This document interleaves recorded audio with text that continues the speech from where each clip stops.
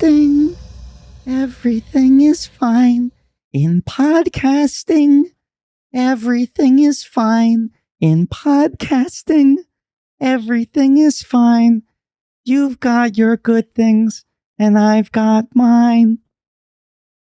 In podcasting, everything is fine. In podcasting, everything is fine. In podcasting, everything is fine.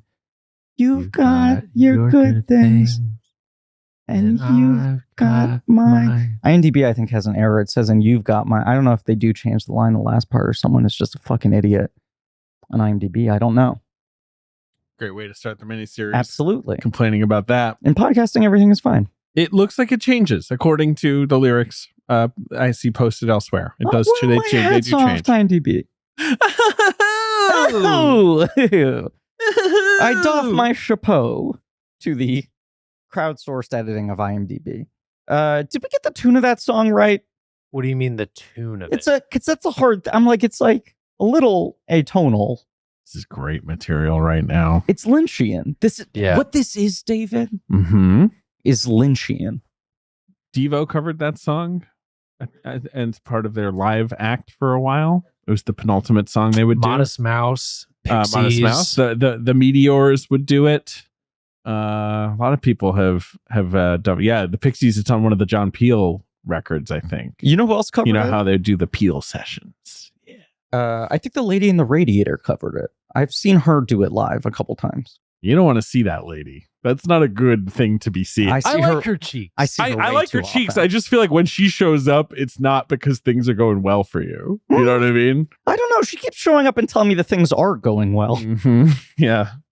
How do you solve that one? She's not a bossy round face. No. But she's got a round face. Sort of. Lumpy face? She's got round things on her face. She's got a couple really round things on her face. That's definitely true. She's squirrely. Yeah. Is this the first movie we covered that she's in? Yeah, what's her body of work? This is one of those interesting where you're like, we've never actually done Nicolas Cage on main feed. Is that still true? Well, Wild at Heart is going to break that. And likewise, finally, the first time we're covering Lady in the Radiator. She's in The Man Who Knew Too Little. Oh, right. She plays his sister-in-law. Did that actor actually ever do anything else? Great question. Is the bigger question. The Lady in the Radiator. I'm seeing here as herself. No, her name is Laurel Neer, and she has no other credits. Right. That's what I thought. Yeah. She's a one of one. Yes. David, what is this? Who am I? Where am I? Oh, my goodness. This is Blank Check Podcast. Oh, my God. With Griffin and David. I'm Griffin. Wow, I'm David. It's a podcast about filmographies. Directors who have massive success early on in their careers and are given a series of blank checks to make whatever crazy passion projects they want. And sometimes those checks clear, and sometimes they bounce. Baby. And today we are starting a new miniseries as voted on by our listeners in our March Madness competition. Today we're talking about David Lynch. Who? David goddamn Lynch. Wow. I thought you were going to do your thing. Which thing? Where you set up a new miniseries. And then I'd say there's like a ticker tape parade or whatever. I was thinking, what is that? Do I hear steam and clanking in the distance? Did someone just go... Some weird guy. Did a bumpy, lumpy man just pull a lever? With like a teapot in his torso. Just goes like... Thunk. What's this miniseries called? It's Griffin? Of course called Twin Pods Firecast with Me. That's what you've decided to call it. Don't make it sound like I have strong-armed the situation. If you have a better idea, feel free to speak it right now. Lynch is the one we haven't settled, but I think it should be Twin Pods Firecast with Me. Was that my text? Correct. A very well-written text. It's really just kind of jumping off the screen. God, the fucking energy on that text. I think we should have called it the Straight Podcast. That's what you said? No, I didn't say that. I said that sounds fine. Both Maria and I were like, yeah, sure, whatever. Who cares? Gives a shit. I had someone ask me, a friend the other day, about like which parts of doing the podcast have become annoying or tedious. versus which parts I still enjoy. Right. And he was like, the coming up with the sweaty nicknames must be a thing that's like a burden. And I was like, this guy. that's the fucking juice. That's what I'm in it for. It's the most exciting time of the year when I get to crack my knuckles. Where can I cram these words in? So a while ago, we had our March Madness competition where listeners vote I'm trying to remember when what that director was. we're going to. It was in March. Oh, right, March. Okay. Which director we're going to cover. Yeah. On our podcast. And the theme of this year's bracket was people who had never been in a bracket before. And there was a conversation, much like the year that we included Kubrick for the first time. yes, Of just like, is that unstoppable? is this putting Jaws into the tank, into the aquarium? Will people just sort of automatically go for this one? And in both cases, the answer was yes. And in Correct. both cases, we're putting them on there because we would happily do that series. Yes, that is true. Yes. I mean, we would not have included these directors if we didn't want to cover them. Now, was covering Stanley Kubrick a giant chore? Yes. Yeah, but Lynch is going to be easy. I think this is going to rock. I mean, watching all the TV is sort of exciting but hard. Everything else, I'm just like, this is going to be great. Yeah, and Lynch fans are famously normal. Yeah, but I'm a Lynch fan, Griffin. And you're the most normal guy there is. You're proving my point here. And so we are going to begin this miniseries God, get the energy. in a really unusual way by covering the first film he ever directed. I know it's weird, guys. We're going to do it. That's the kind of Lynchian thing we want to do this week, is cover the movie Eraserhead. Now, David, he directed first. He wrote and directed and produced it. David, I don't want to be passive aggressive here. But when Ben and I were here in the studio early. You can't brag about being here early because you watched the movie here. That's called doing my job. I'm just saying, exactly. That's regular. You can't brag about it. It was regular as hell. We were having the world's most regular time sitting in a dark, windowless room watching fucking Eraserhead in the morning. A lot of people have watched Eraserhead in basements with their friends at parties. And this place is not technically a basement, but it's like one. Is. Yeah, we recreated that sort of vibe. Yeah. I threw out to Ben, I said, and we've had this type of conversation before, but I like the idea of doing a formal accounting of it. To be somewhat reductive, we cover all these first films on the movie, the nature of the very podcast we do. And I'd say they generally fall into two buckets. One is rough draft for basically who that director is going to be, what type of film they're going to make and perfect later. And the second bucket, which I was saying, surprisingly at this point, we've covered a lot of movies I would classify this way. Masterpiece on the first time out. I'm looking at this list. So you and Ben have put a list together of the debut films we've covered on Blank Check. I think a couple of the things you have as masterpiece are a stretch. Okay. I do think there is a third bucket, personally. Like, for example, in here, under masterpiece, you have Pushing Hands, the Ang Lee movie. That is not what I said. Ben wrote that down wrong. I said that was rough draft as hell. All right. Okay. So let's take Ben, Pushing not to Hands put out you of on there. blast. No, it's okay. I made a mistake. All right. Okay. You have, fine. There's other examples. You have like The Castle of Cagliostro by Miyazaki. Now, I love that movie. It's lots of fun, but that more feels like it's like, strong out of the gate. Masterpieces to come, right?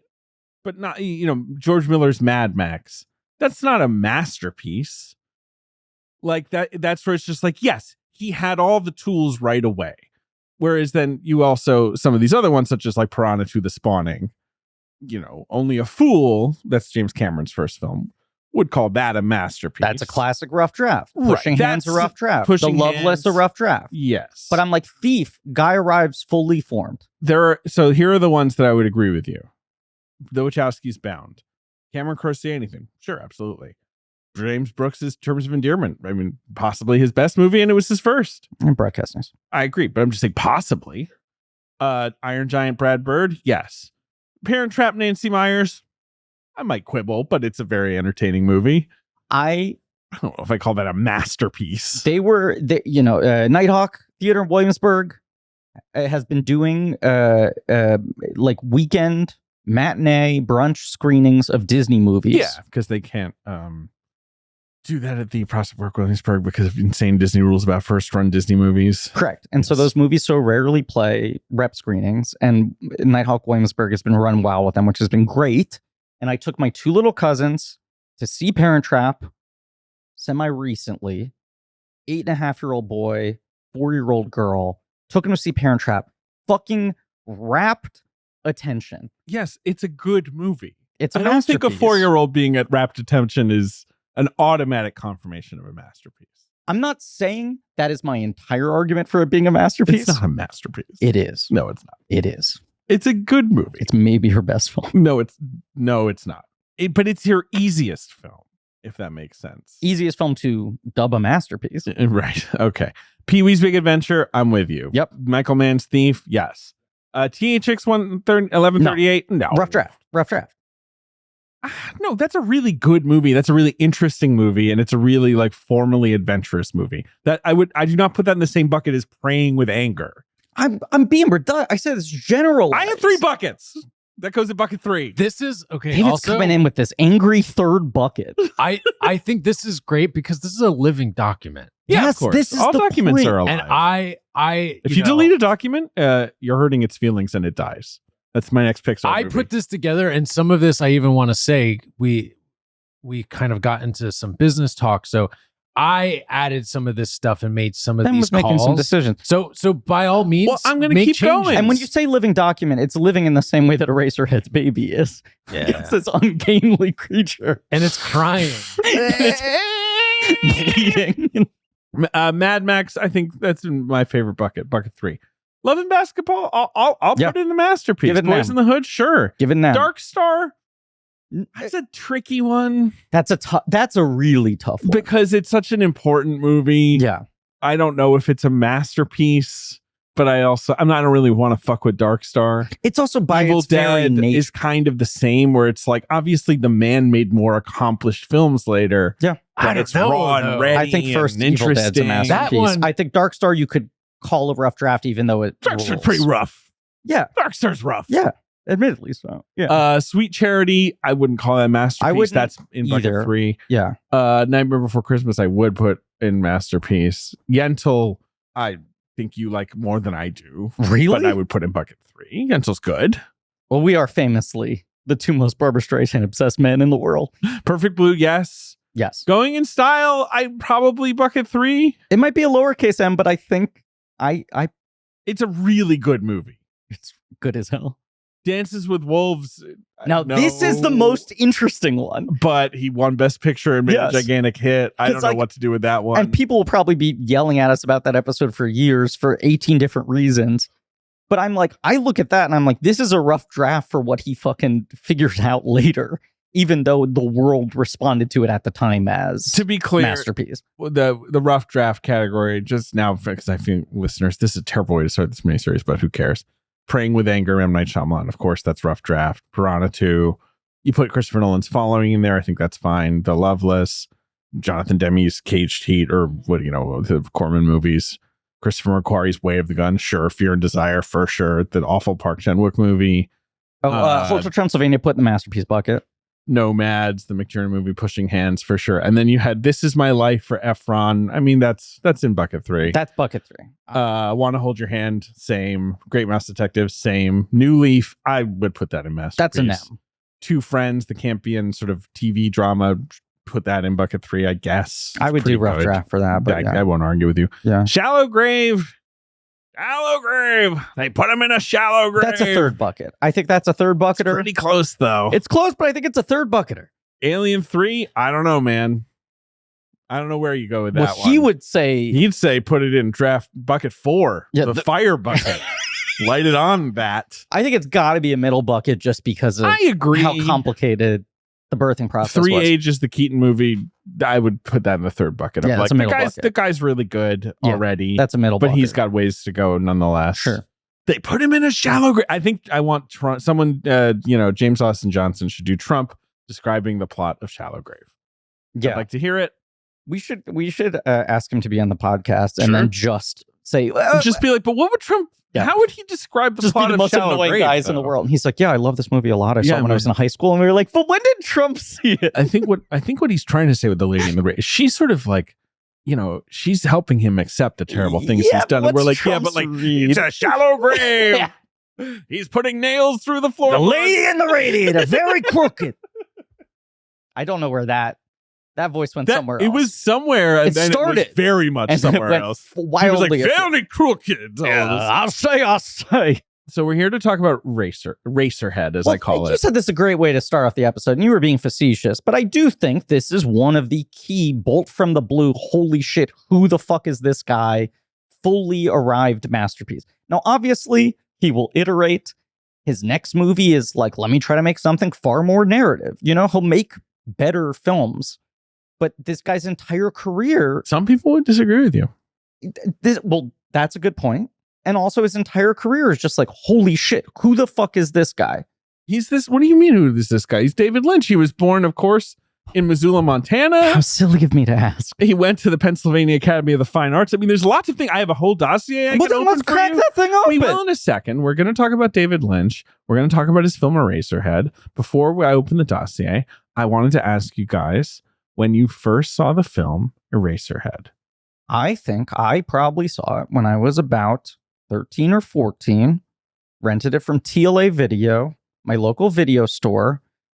David's doing a must be nice face. It's cool, I guess. Had on DVD, which infamously this was... Now I'm trying to wonder if I watched it in DVD or VHS. It was infamously not on DVD for a while, and then Lynch sold it himself off of the Absurda website, and it came in a weirdly shaped box. Oh boy, that guy can't do anything normal. It was like a big square box, Ben, and then inside there was just like a loose sleeve with the disc in it. He just had to do everything in a weird way. But TLA was like a weirdo video store chain that's in Philadelphia. They had a Lynch shelf. I rented it. It was absolutely a movie that I felt, if I'm going to be a proper film nerd, I need to see that. And that was placed in my mind largely from how many cool older teenagers I looked up to. Correct. With cool taste. That's right. That's why I asked this question. Who wore the t-shirt. Yeah, and just would talk to you about this movie like it was something they had found in a gutter, right? It was, to me, one of the ultimate like VHS movies that like your cool friend had seen, and they were like, there's like this thing in it, and you don't even know, like it's maybe like a real dead alien, and like, certainly you don't even know how he got it. The point in time where I'm coming to it, I'm hearing all of that, but it's also like David Lynch is one of the most feted filmmakers at that moment.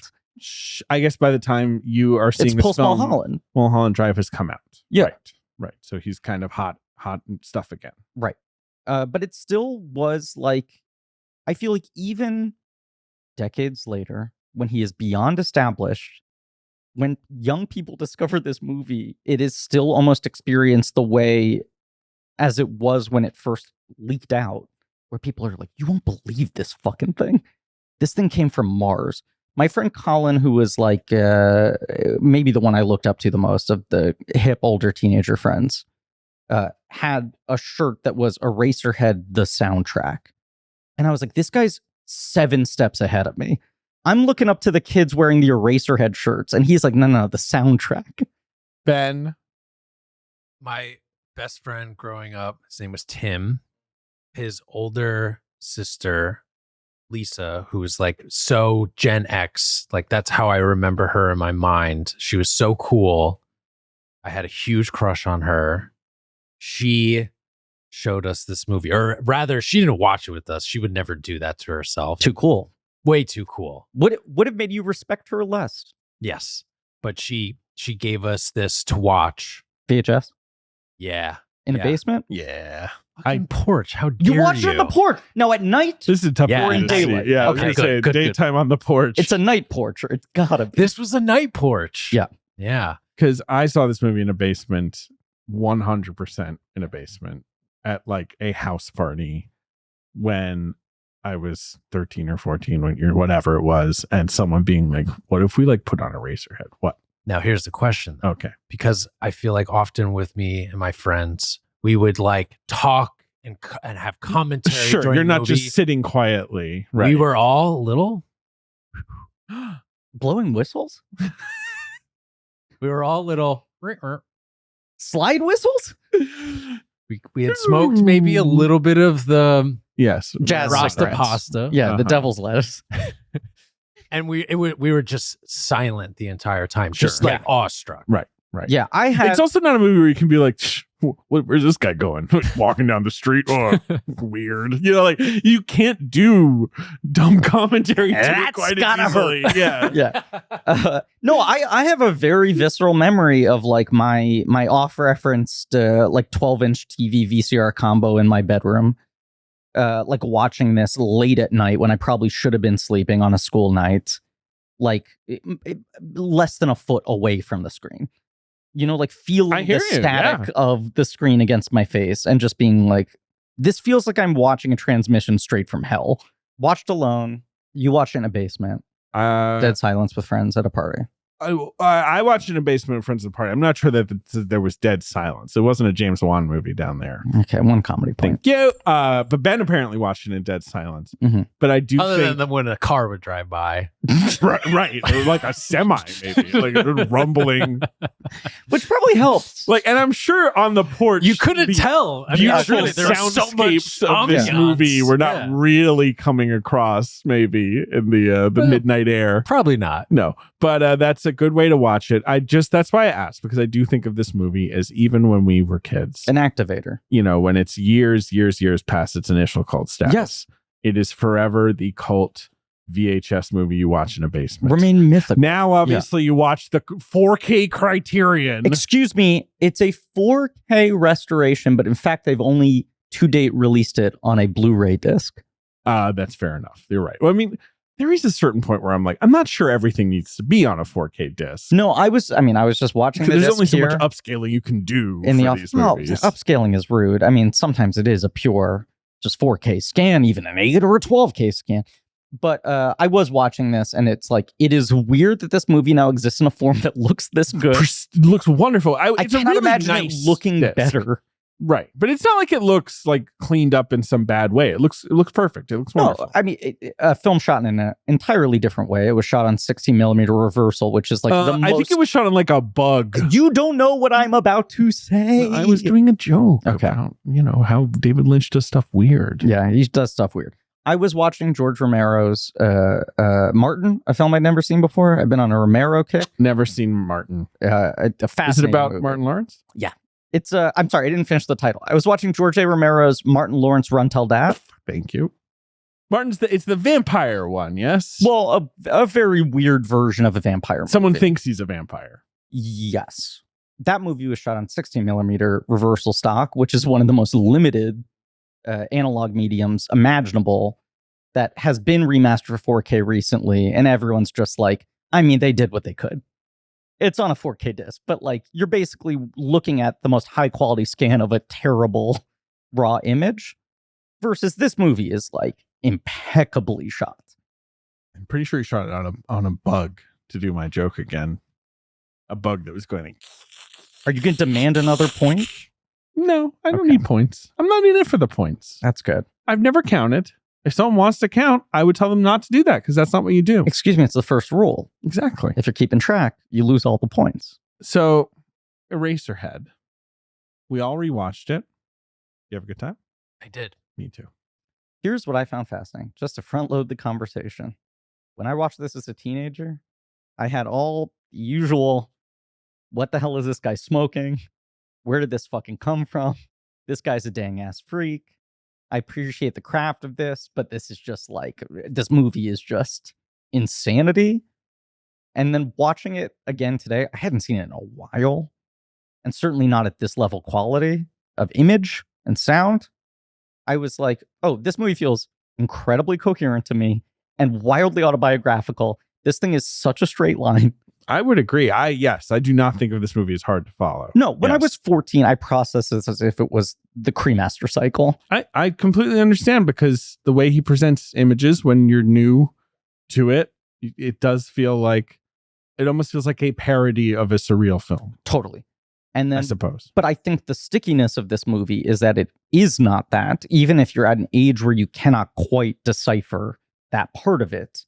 you can tell that there is an intelligence and emotionality behind it that isn't just like, check out some weird ideas I have. And I was like, this is like his fucking Edward Scissorhands. This is his, like, the whole world makes no sense to me. Everyone views me as a freak. I think you're all the freaks. All of this is overwhelming. And Edward Scissorhands, Burton hired a fucking screenwriter to make it into a presentable studio film that children could understand. And this is him just doing the pure, raw expression version of basically the same idea. Like, this is my relationship to existence and the world. That's interesting. That was my read watching it again today. Okay. And for the listeners at home, just so they get a full grasp of how affected Griffin was by watching the movie, his hair sticking straight up into wow. It is pretty cool how his hair sticks up in the air like that. Huh? I'm like 5 inches taller. David Keith Lynch. Keith know is that his was his middle middle name. name. I didn't know either. And this is why we paid JJ the big bucks. To tell us something that is unknown to anyone who has never looked this guy up on Wikipedia. David Keith Lynch, born 20th of January. Hey, Griffin, 1946. David, I've taken 25 books out of the library. I think if I get through all of them, I'll figure out what his middle name is. Keith. Yeah, we Call don't him even. David Keith. There's like 20 pages in this thing. I'm not going past Keith. Born in Montana, of course, Missoula, Montana. His parents, Donald and Edwina, everyone called her Sonny, met at Duke University. They each served in the Navy during World War II, got married in 1945. Then Donald's dad, Donald Lynch, becomes a research scientist for the U.S. Department of Agriculture. So they moved to Montana. So you got David, you got second son, John, you got sister, Martha. But what were their middle names? I don't know. Then JJ is fired. He's fired. He's never been more fired. They live in Missoula for a couple years. They move to Idaho. And then they're in Spokane, Washington. And then Durham, North Carolina, back where, the Dukies met. And then they moved to Boise. So David Lynch was really all over, but a lot of it is up there in the sort of Northwest. By all accounts, lovely parents. David says he had a really idyllic childhood. He says the only thing that disturbs me is that many psychopaths say they had a very happy childhood, as did he, essentially. It was like a dream. Airplanes passed by slowly in the sky. Rubber toys floated on the water. Meals seemed to last 5 years, and nap time seemed endless. And the world was so small. He's describing the life of a baby right now, I will say. My childhood was great. Bottles filled to the brim with milk. He's talking about bath time and shit. Crib walls as far as the eye could see. Of course, we're going to have much fun doing David's voice on this podcast. Goo goo gaga as I shook my rattle. The parents encouraged him to pursue his passions, such as painting, drawing. His mother wouldn't give him coloring books, didn't want to restrict him, right? Into coloring inside the lines. God, what then, beautiful dramatic irony when Dune the coloring book came around. Very and true. His life was full circle. So he says, I would draw ammunition and pistol and airplanes. The war was just over. The war was sort of in the air. I had an army belt and a canteen and wooden rifles, things like that. He didn't go to the movies much, says it wasn't really a big part of his childhood. He said maybe I'd go on Saturdays or whatever, but more he liked music. He liked Henry Mancini and Sandra Dee. He liked to watch soap operas. It's weird. All these things you're saying, I don't see any of these influences in his work. They seem to have not entered his bloodstream at all. And he's definitely not someone who kind of like soaked in American idyll and then reflected it back in us weird ways or anything like that. He was a popular kid at school. He was Little League first baseman. He swam. And he was famously an Eagle Scout, which I feel like when I was a teenager and I got like the Mulholland Drive DVD and it said like David Lynch, it had like a little, author photo essentially. And it just said like Eagle Scout, and you were like, ooh. It is far and away the funniest thing about David Lynch. What, that he was like a nice boy who like was on the Little League team and was an Eagle Scout? Yeah. And he basically always is just like, I'm normal and boring. And everyone's like, are you lying or are you correct? And that's the weirdest thing about you. He's correct. He just figured out a way to talk about what's in his head that's a little different and interesting, and thus he gets a blank check miniseries about him. Mm-hmm. The ultimate the honor. pinnacle of art. Palme d'Or, more like Palme Dork. Correct. Academy Award nomination, No win though. more like SCAD. I mean, award nomination spelled Did he get an SHUN. honorary Oscar? I don't think he has gotten one yet, which is kind of wild. Let's see. Let's find out. Because, they'll slip those by us these days. They Jackie don't do it on- Chan, Steve Martin. He's been nominated for 4 Oscars in his career. 3 as director, Blue Velvet, Elephant Man, Mulholland, and then screenplay nomination for which one? Which do you think? For Certainly the one that was most popular with the Oscars. Mulholland? No, Elephant Man. Okay. Mulholland Drive got a sole Oscar nomination for Best Director. It's a Which pretty is cool cool. thing. Wild. Yeah. And no, he did win an honorary Oscar in 2020. Okay. Nothing else was going on then. Yeah. He remembers going to visit his maternal grandparents in New York, and New York making him feel fearful. The subways were unreal, and the sounds. So that New York is kind of like crazy to him. In 1960, they moved to Alexandria, Virginia. That's where he spent his high school years.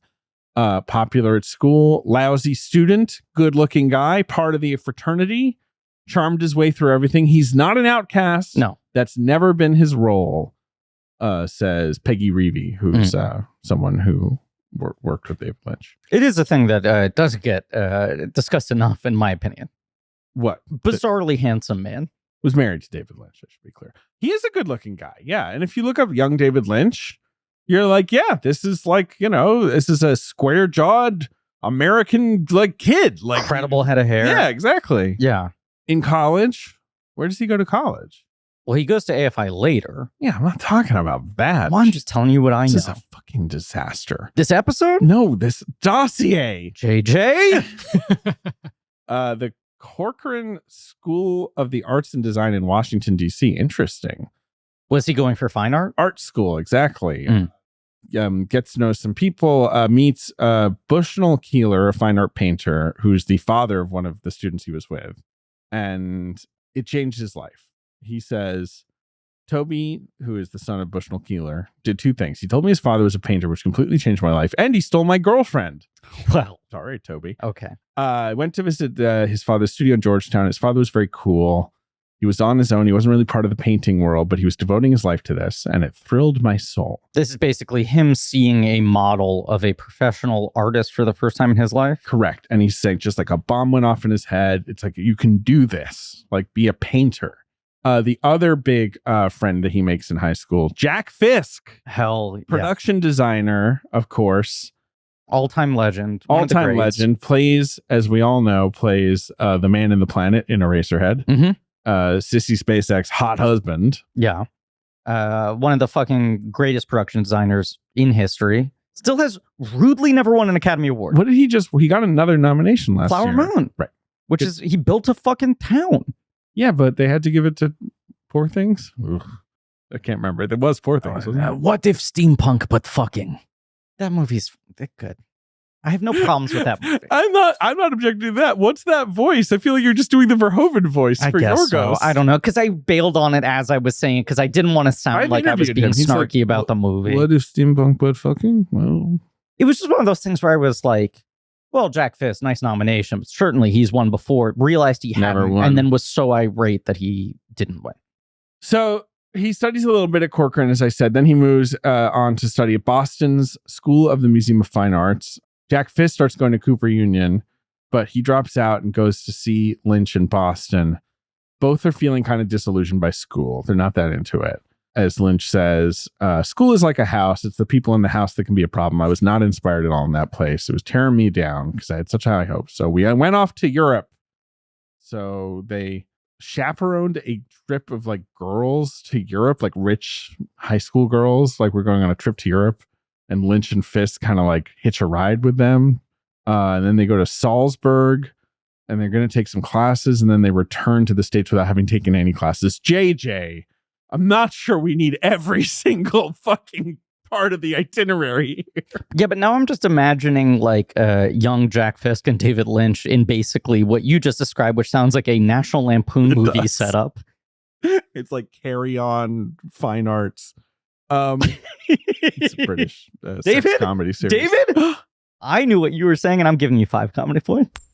Then they eventually end up at the Pennsylvania Academy of the Fine Arts in Philadelphia. Partly they want to avoid being drafted because there is the Vietnam War, but partly they're just kind of doing stuff. So Fisk stays there. Lynch, it seems like, just keeps bumming around. He takes odd jobs, does weird, paints people's houses and stuff. Sorry to derail you. As a janitor, worked in an engineering firm. What? For half a second here. Can you name Jack Fisk's only 3 Academy Award nominations? This is vaguely astounding to me. Go ahead. Just tell me that. 2024, Flower Moon. 2016, The Revenant. Yeah. 2008, There Will Be Blood. Done. Yeah. Well, he builds you nice, cool wooden structures outside. But has been doing that since the fucking 70s, and they've only nominated him 3 times in the last 20 years. The thing with Jack Fisk is, like, he was, he stopped working. Well, he started directing more. Exactly. So it's like in the 70s, he's got all these amazing credits like Carrie and Phantom of the Days of Heaven and Phantom of the Paradise. But it's like, those movies that are too cool for the Oscars back then. No, you're right. He takes... And then it's like, he's gone until Malick resuscitates him for Thin Red Line. Yeah, you're right. Which, a little crazy that he didn't get a nom for that, but I think war movies that are set outside, they're often kind of like, well, what work did you do? Yeah, right. Found some jungles. Yeah.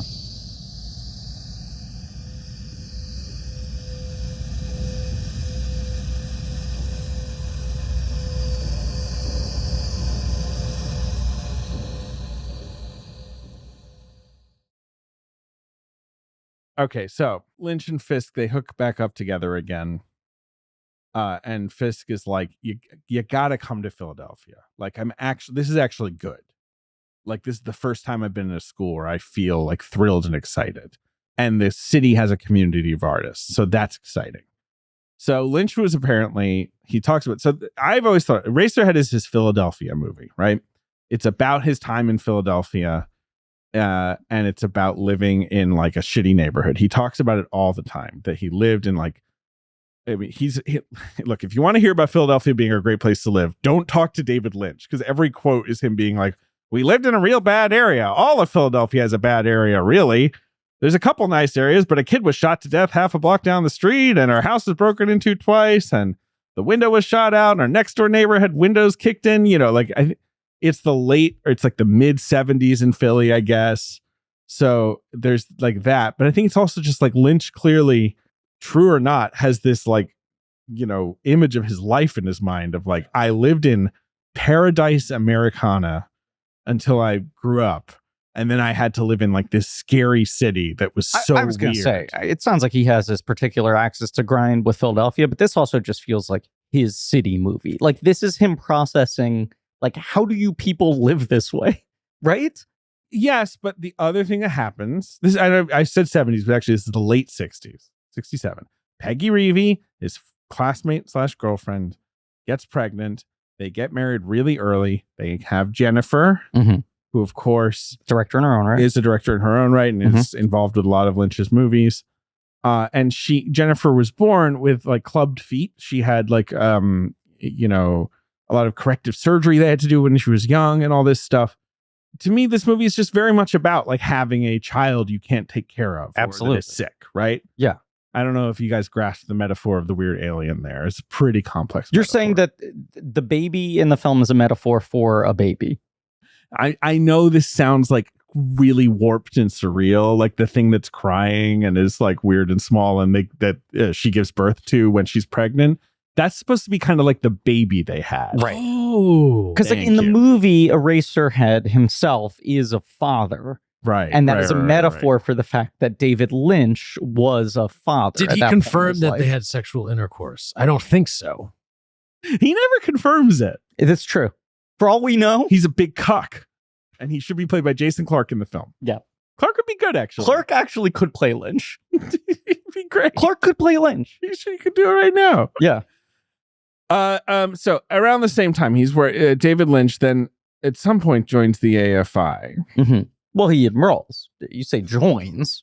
I'm trying to remember. David's brow is furrowed. Well, I'm trying to clarify. No, I think he's still in Pennsylvania when he makes 6 Men Getting Sick 6 times. That's his first proper short film. It's a 1-minute film of these like weird casts of Jack Fisk's head throwing up. We'll be doing We'll a talk Lynch about this. Shorties episode on Patreon. We'll probably say a lot of them are weird. Yeah. Like- Spoiler alert. Kind of weird. Now, but what if I say they're normal? Well, that's of course that's the weirdest the kind thing of shit all. like the That's the Joker kind of would do. shit that the fucking Joker would do. And if you keep saying shit like that, Ben, they're gonna give you a goddamn Oscar. So H. Barton Wasserman, who's a former Academy student, likes this and gives Lynch $1,000 to make another movie. And Sounds like a good time right for the American arts, that where you could make a fucking film of plaster heads vomiting, and people would be like, "Here's $1,000. Do another thing." that leads to The Alphabet, which is another Lynch short film that's really interesting, which we'll talk about. These are kind of pre-verbal films, he thinks of them as, right? Like there's not really script to them, obviously. They're just images. Visual experiments, so- explorations. He submits this stuff to the AFI, the American Film Institute, if you will. Uh-huh. And the AFI gives him $5,000 to make The Grandmother. Okay. And that is sort of a big break in his life. That's another Lynch short film. We'll talk about that too. And he uses that to apply to AFI's Center for Advanced Film Studies. And, then moves to the sunny Los Angeles, right? Yes. All the films you have just cited are on the Criterion Eraserhead disc. Yeah. And I feel like they were on, whatever. There was like this disc maybe that was like David Lynch short films that I had. I don't know. Yeah, but what shape was the packaging? Normal? Maybe. He was just always doing weird shit and selling it from his website at a time where that seemed avant-garde with his home media releases. Anyway, go on. He was very DIY with it in his charming Lynchian way. Well, and this fascinating aspect of Lynch, which is like quietly, he's kind of a mogul. He's been really smart about controlling the rights to a lot of his stuff He's business minded. in a way you wouldn't expect. Right. Yeah. So AFI, Martin Brest attended AFI a few years later, and he talks about it, as a pretty put together place. This is like early, weird, sort of shabby AFI, I would say. Tip of the spear. Right. People making movies as like something you get to go to school to study. That's still pretty new. So Lynch starts working on a 45-page script called Garden Back, which is based on a painting he'd done of a monster. I like that. Caleb Deschanel, Mhm. you heard of him? Absolutely. The big D. The cinematographer wants to shoot this film. Okay. So they somehow get in touch with Fox, and Fox is like, "We'll give you $50,000 if you want to turn this into a What is it? feature." This fucking listen to this time I know. where you could do some weird shit and people would be like, why not? Here's a little money, do some more weird shit. We'll see if it ever pans out. But Fox is like, this is 45 pages long. You would need to make it longer if we're going to make a feature. And Lynch said, quote, "This hurt his head." And he didn't understand that concept. And, people are saying to him, Frank Daniel, who's a teacher of his at AFI, is like, the film will need like scenes where people talk to each other, for example, right? Just to kind of fill it out. And Lynch is just like, what would they say? And I'm sure everyone at AFI is like, I don't know, man. Like, This goes back to my Fox is trying to make your movie. Like, This goes back to my read of Eraserhead being the movie of his perception of trying to engage with the world at large. yes, people That there talking are to just each other. things that people do and say where he's like, I don't understand. And this hurts my head. Jack Nance looks like his head hurts the entire movie. Is that fair to say? Yeah, for sure. That's yes. his pained Grimace. But not Grimace from McDonald. No, I mean, You could should play I him. spoil this? What? Is the next miniseries we're doing on the show. Grimace. The works of Grimace. We're changing format a little bit for year 10. What does Grimace do? What does he do? Well, it's like the Hamburglar like steals burgers. Does Grimace Simple. like Clean have a line. bit? Like, does he do anything? Grimace, upon inception, was supposed to represent. He was like villainous, right? He was like a evil creature. I think so, but the other thing is that he is supposed to physically be a taste bud. They apparently Are said you that. serious? Well, Isn't that insane? Apparently they said that. His name's later. Grimace. Yeah. He initially, I'm reading now. He initially was introduced as an antagonist. Yeah. Who would steal milkshakes. This is a genuinely good use of our I agree. Eraserhead episode. And then, yes, later, apparently some McDonald's spokesman said that he was a taste bud, but that may have just been someone popping off But without Ronald's approval or whatever. here's the thing. I think It's like, that I don't know, the guy looks like a taste bud to me. I think that's insane, But Yes. also, the only thing more insane than that is there being no explanation for his physical form. What the fuck is he supposed to represent? Why does he look that way? I don't know. Didn't he also start out green and then turn purple? That I think is true. So, okay. Anyway, these people are having these meetings with David Lynch trying to be like, hey, could your movie have like a script and stuff? And he's like, I don't think so. So Lynch tries, he says, but what he wrote was pretty worthless. And he knew he'd watered it down. So he's feeling very frustrated. So instead he starts work on Eraserhead, which he'd been thinking about in his summer off from school. Here's Lynch's story. On the first day of second year, the old fellows came in and met the new fellows. This is AFI. He's graduated the second year. At the end of this meeting, they assigned different groups to different places to kick off the new year, and I was assigned to a first year group. And in my mind, this was a humiliating thing, and I didn't understand it, and I got really upset. So I stormed up to Frank Daniel, his teacher, and I screamed, and I said, I'm out of here. I quit. I'm out of here. And, they went down to Hamburger Hamlet and started drinking coffee. And I went home, and Peggy said, his wife, what's going on? They've been calling every 10 minutes. And I said, I quit. And she was like, well, they want to see you. So the next day I went up and they were like, we must be doing something wrong because you're one of our favorite people and you're upset. What do you want to do? And Lynch says, I don't want to do this piece of shit garden back. It's been wrecked. And they said, well, what do you want to do? And he said, I want to do Eraserhead. And they were like, fine, do Eraserhead. This is a great way to treat David Lynch, in my opinion, because in my opinion, he seems like a pain in the ass. And I'd be like, neg him into making a masterpiece. Right, exactly. Yeah. So what is Eraserhead? And he says, it was my world. It was a world between a factory and a factory neighborhood and a little unknown, twisted, silent, lost spot where little details and torments existed and people were struggling in darkness, living in those fringe lands. They're the kind of people I really love. I mean, this sounds great. He says, it came out of the air in Philadelphia. I always say it's my Philadelphia story. It just doesn't have Jimmy Stewart in it. Good. Pretty good line. Great line. I just want to say, I need to apologize for a grave error. Grimace was always purple, but he originally had 4 arms and a mean face. Oh, Grimacy, his cousin who represents the Shamrock Shake, of course, is green, and he's a seasonal character. David, please go on. I just needed to cut that off at the pass before it became a whole scandal for us. Lynch That was a really close call. A 21-page script for Eraserhead. He said he felt it. He didn't think it. I think this is a commonly noted sort of trick that he played, maybe inadvertently, maybe not, where people read the 21-page script and were like, it's a this is a short film. Sure. Then he goes off and makes a feature. It takes way longer than expected. He kind of snuck it past people in a way. Yes. Well, this is so much because it's 21 pages because no one really talks in it. Yeah. But he had always conceived of it as being feature length.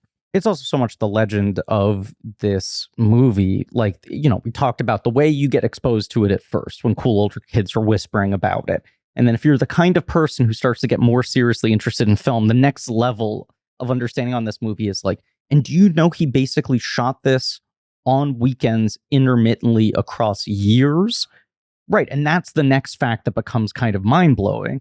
Christopher Nolan, following debut film in the Rough Draft bucket that we covered many years ago, made his film in a similar way. And I don't know if he's ever cited Lynch being the inspiration, but I do feel like he became a guy for people who have limited resources and are working with people who have difficult schedules. Right? To like piece these movies together over years of like, I have actors who have day jobs. So that is how he did this. A weekend whenever we get the chance. Whenever you build up enough money to buy a new roll of film, you shoot another day or two. He worked every day for a year, then he'd run out of money, he says. And then we'd be down for like a year. And then who knows what's going to happen. And then they would pick up again. Mary Fisk. So his first marriage does not survive the first year of production on Eraserhead.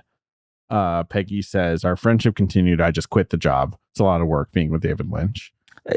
Look, a thing that's very much in the text of this movie, and a thing we'll probably talk about across these episodes, but David Lynch is always like, I don't understand why these people keep trying to marry me. I keep telling them it's a bad idea. I think Mary Fisk, his second wife, is Jack Fisk's sister. It seems like it. Right? Yes.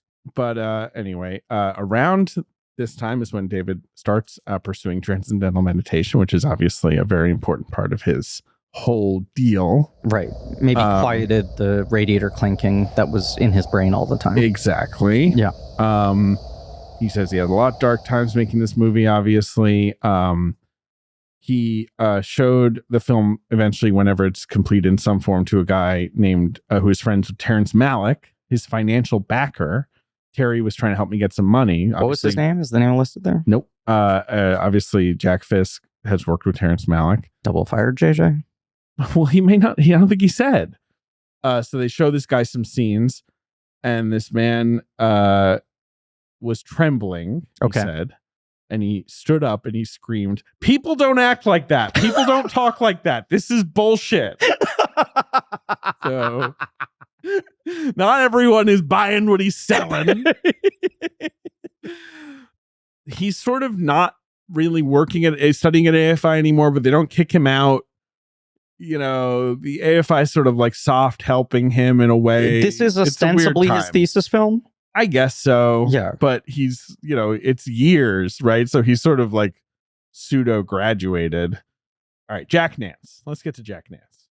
Nance, they were suspicious of each other at first, apparently. Jack Nance, obviously the lead of this film and a major collaborator throughout Lynch's career, he was very impressed by a wooden rack that Lynch had put at the back of his Volkswagen. And he said, Nance says, "I said, boy, whoever built that thing must be on the ball." And Lynch said, "Thank you, Jack. I did that. You're hired." Great shit. We are genuinely just going to have such a good time talking about this guy for months.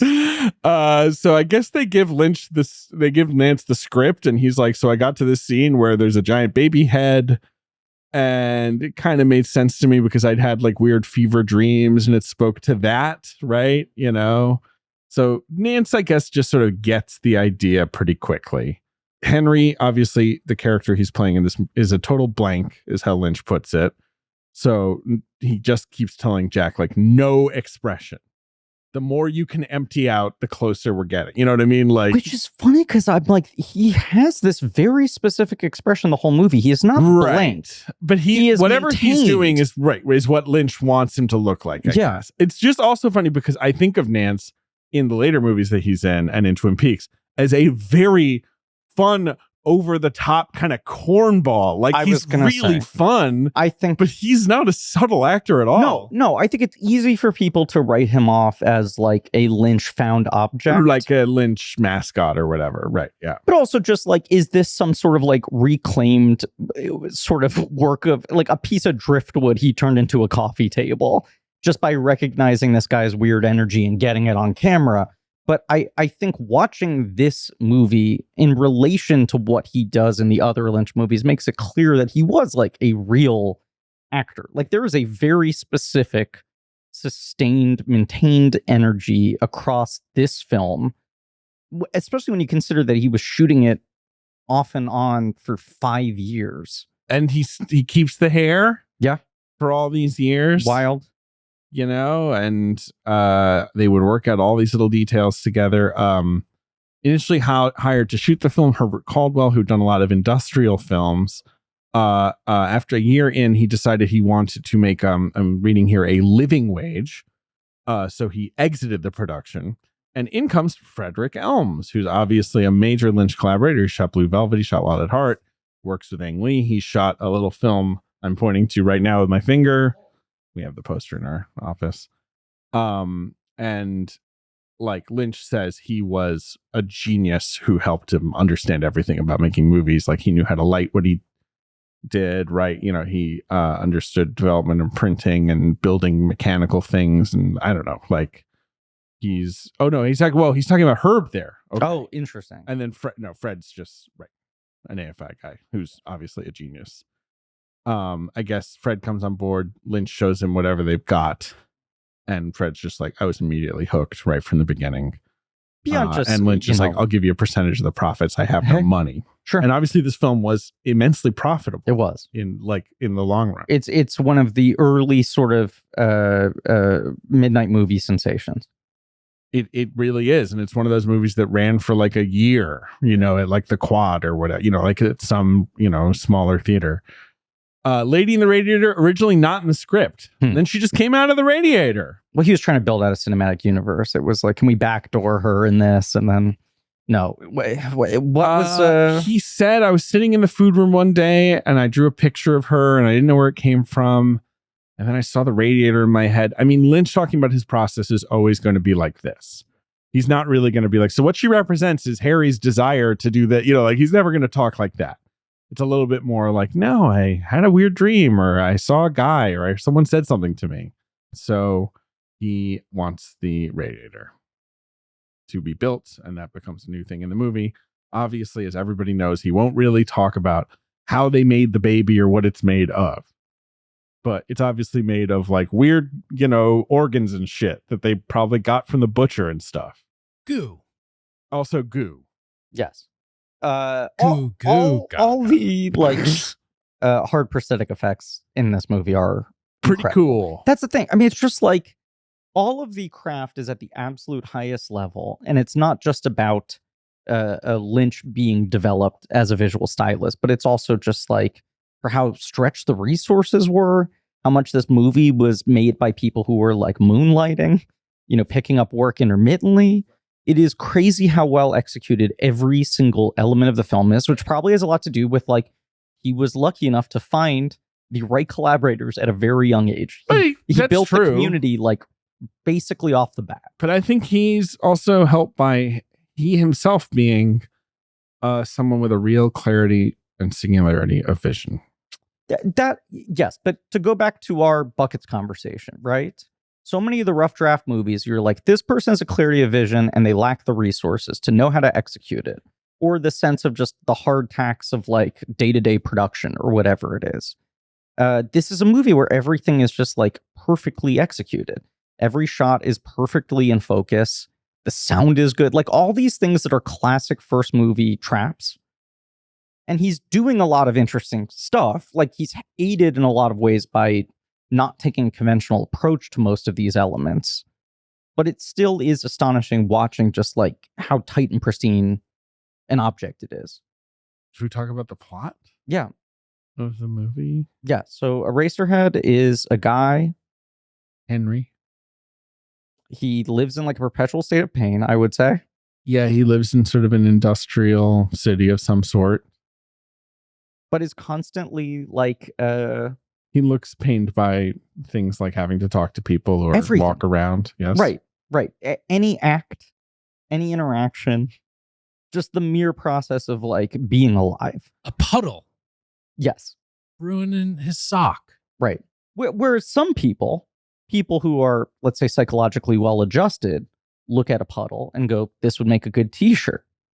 Right? That's the kind of like healthy brain of a person who knows how to perceive the world, interact with it. Right. Perhaps the puddle resembles an extraterrestrial. Yes. But Eraserhead, a dang ass freak, if you will. Yes. Eraserhead himself is kind of the anti-Ben Hosley, is that he sees a puddle and he basically starts crying. But this He's movie, grimacing in a way. And can we just sidebar quickly to the character of Grimace? Ben, I had this thought while watching it again today. Where does this movie stand in the DAF canon? Fucking high up. I'm not even talking just like the Hosley canon, but I'm saying like if we're trying to define what in cinema represents, what do you call it? The artistic movement, the philosophy, the theology of being a dang ass freak. Is this the key text? Where you're like, it's a movie about a dang ass freak in a world of dang ass freaks made by a guy who's arguably a key dang ass freak. Right. Yeah. But everything in this film feels like the vibe that you're trying to define whenever you talk about it. I like this. And you know what? I think this is something that I'm going to build upon. But you're right. Yeah. Everything about it, visually, how it sounds, everyone who is in this world. Yes. Freakery. Right. This movie is very funny, though, I would say, right? Like, even though obviously it's not playing for laughs, like, but that's why it feels it like was successful. Yes. And I'm not saying it's funny in that you're laughing at freaks like, you know, Larry David and John McEnroe. My favorite moment of like Curb ever. Do you guys know what I'm talking about? No? Oh, well, there's an amazing episode of Curb Your Enthusiasm where Larry goes over to John McEnroe's house and they have a book of freaks, like, you know, like Coney Island type, like classic freaks. Yeah. And they're just looking at the book and going, ah! and laughing so hard, and everyone's getting so mad at them. And it's really funny. I forgot that. But it's not like that. It's like Yeah. this weird old silent comedy kind of like this guy in these situations that are surreal and funny. The mom asking him, obviously, if he's had sex, like things like that is the most like obvious forms of it. But everything, the puddle, everything, it's like he's a put upon schlemiel of a, you know, man. No, but you're right. He's like a nightmare version of like a Buster Keaton character or whatever. Yes. And I mean, he's exists not in that sort of physically funny in this like madcap way, but he is in this like weird but Frankenstein kind in of a way, Yeah. similar to the other like silent film greats. It's like, here's a guy with a distinctive silhouette and energy that is maintained. He lives in a world that seems to constantly be at odds with him. Yes. It's heightened to a much more nightmarish, surrealistic state, but it's very similar to like any of the Buster Keaton movies we talked about, of just like, this guy basically is trying to go through his day and shit keeps happening to him. This is definitely a movie about how life happens to you. Yes. Sure. I mean, he is a passive character. He is not someone who really takes a lot of action on anything that's happening to him. So yes, he finds himself with a baby and a wife, and then And worms. right, other terrible things, and he never really seems to know what to do about it. Even when a good thing, quote unquote, happens to him, like the lady across the hall wants to make out with him, it feels like it's just kind of happening at him. He's not really even enjoying that. This is, I not to harp on this, right? But the guy's been married a number of times and has had other very long-lasting relationships. Many of them are people he also worked with creatively. And he has said as much, where he's just like, I tell these women that if they marry me, I'm not gonna like be normal. Like, I'm not gonna be emotionally available. I'm like married to my work, you know? I have my monastic way of living. And they all think I'm gonna change, and then I don't, and I feel bad that I've like disappointed them. And this movie's whole relationship to women is very similar to that, where it's like, here's this odd guy who is like very confused by the way that everyone else is behaving. And then women just keep on coming to him. And he's like overwhelmed by it. He's sort of unnerved by it, but they flock. Obviously, there is his wife, played by Charlotte Stewart, Mary. And then there is his wife's mother, played by Jean Bates, who is the one who's accosting him. And then there's the beautiful girl across the hall, played by Judith Roberts, who is the villain in Dead Silence, a film I referenced on this episode. Kind of fun to think about. And then there are situations that I think are plainly funny and also plainly nightmarish, such as like, cut this meat, this chicken, right? Carve this chicken, and the chicken is alive and starts like oozing blood everywhere. That feels like a social situation taken to some extreme, right? That we have all like been anxious about. Does this make sense? Meeting the parents and the dad being like, well, you know how to cut a chicken, right? And you're like, this isn't just any chicken, David. Yes, go ahead. This is new little damn man-made chickens. Yes. About the size of a fist. Going back to my central take, right? I was moving my hands around. We haven't the had chicken. chicken advancement in a while. This is how I used to feel as a child, sitting at a dinner table where someone like brandishes a big knife and cuts into a dead creature, and like blood and like various liquids are oozing out of it. And everyone's like, yum, ready to eat. And I'm like, what are we doing here? What is this? But that just, right. It's just, that feels like. So this is like the movie before or during him going through the process of connecting to transcendental meditation that gives him some sense of peace within the world. But this is the movie of like him sort of purging his relationship to all of these things. That is like, it's weird that we just fucking eat things like this, right? I suppose it is. That you like stab them and like noises and sounds come out and we just like lick our lips. This sounds a lot like something a certain someone has said to me about eggs. Thank you.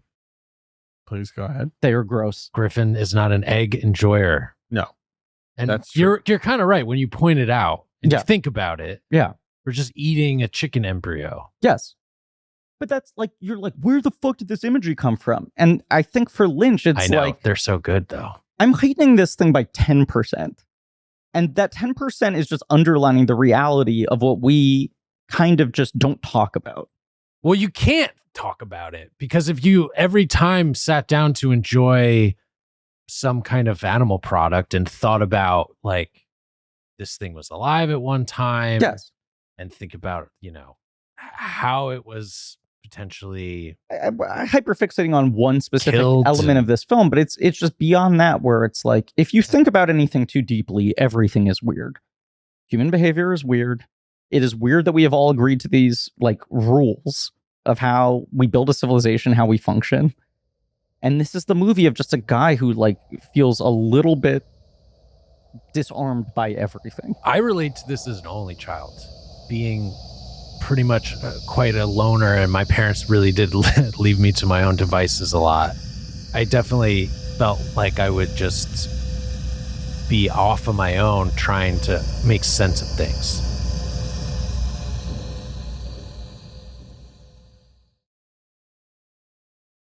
I like this film. I think it's good. I think it's funny when he tries to cut the chicken. Reminds me of when I was at my friend's house when I was a little kid. Okay. Yes, you're being him right now. The dad, his smile. And I was asked if I wanted a leg or a thigh or a wing, I guess, something like that, right? And I just knew drumstick. Like as a kid, I was like, I eat drumsticks. Like that's what I eat. But I didn't want to say that because I was like, I guess can't be saying drumstick. Clearly, they're not. It's not on the menu. Clearly, they don't say this word. Yeah. So I was like, then like sitting there being like, so which of those things sounds like it would be a drumstick? And I said wing, and they were like, you want a chicken wing? You want the wing? You sure? And I was like, yes. And then they gave me the chicken wing, and I was like, fuck. So now I have to eat this. I didn't know what to do. But like, From like a roast chicken, they weren't giving me like buffalo wings. They were giving me the wing. Because that's the part too that mostly Is bones. But it really reminds you of like this thing was alive at one Sure. point. Yes. but even beyond just the like Shout out to Sam's parents. digging into And shout out major to shout out. friggin' birds. And shout out to Bones. Oh, big time. Outside of just even like the cognitive dissonance of like either choosing to ignore, not actively think about the fact that these things were living creatures, or obviously people who build their lives around like, I refuse to eat meat because I can't get this out of my head or whatever. There's also just the basic like, if you actually look at a chicken, that is like gross. You look at the way a chicken is cooked, it is weird that we find that appetizing. You know?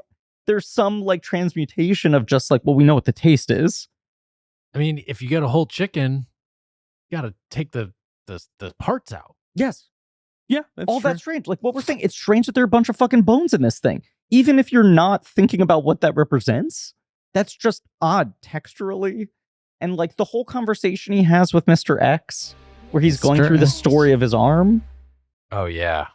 You're like, well, this is a fucking insane David Lynch nightmare conversation. And then you're like, wait a second, you talk to anyone who's like 80 and this is what they talk about. You know, he's like adjusting the tone of it 10%. All of this stuff is like so much less heightened than I think it's easy to sort of pretend it is.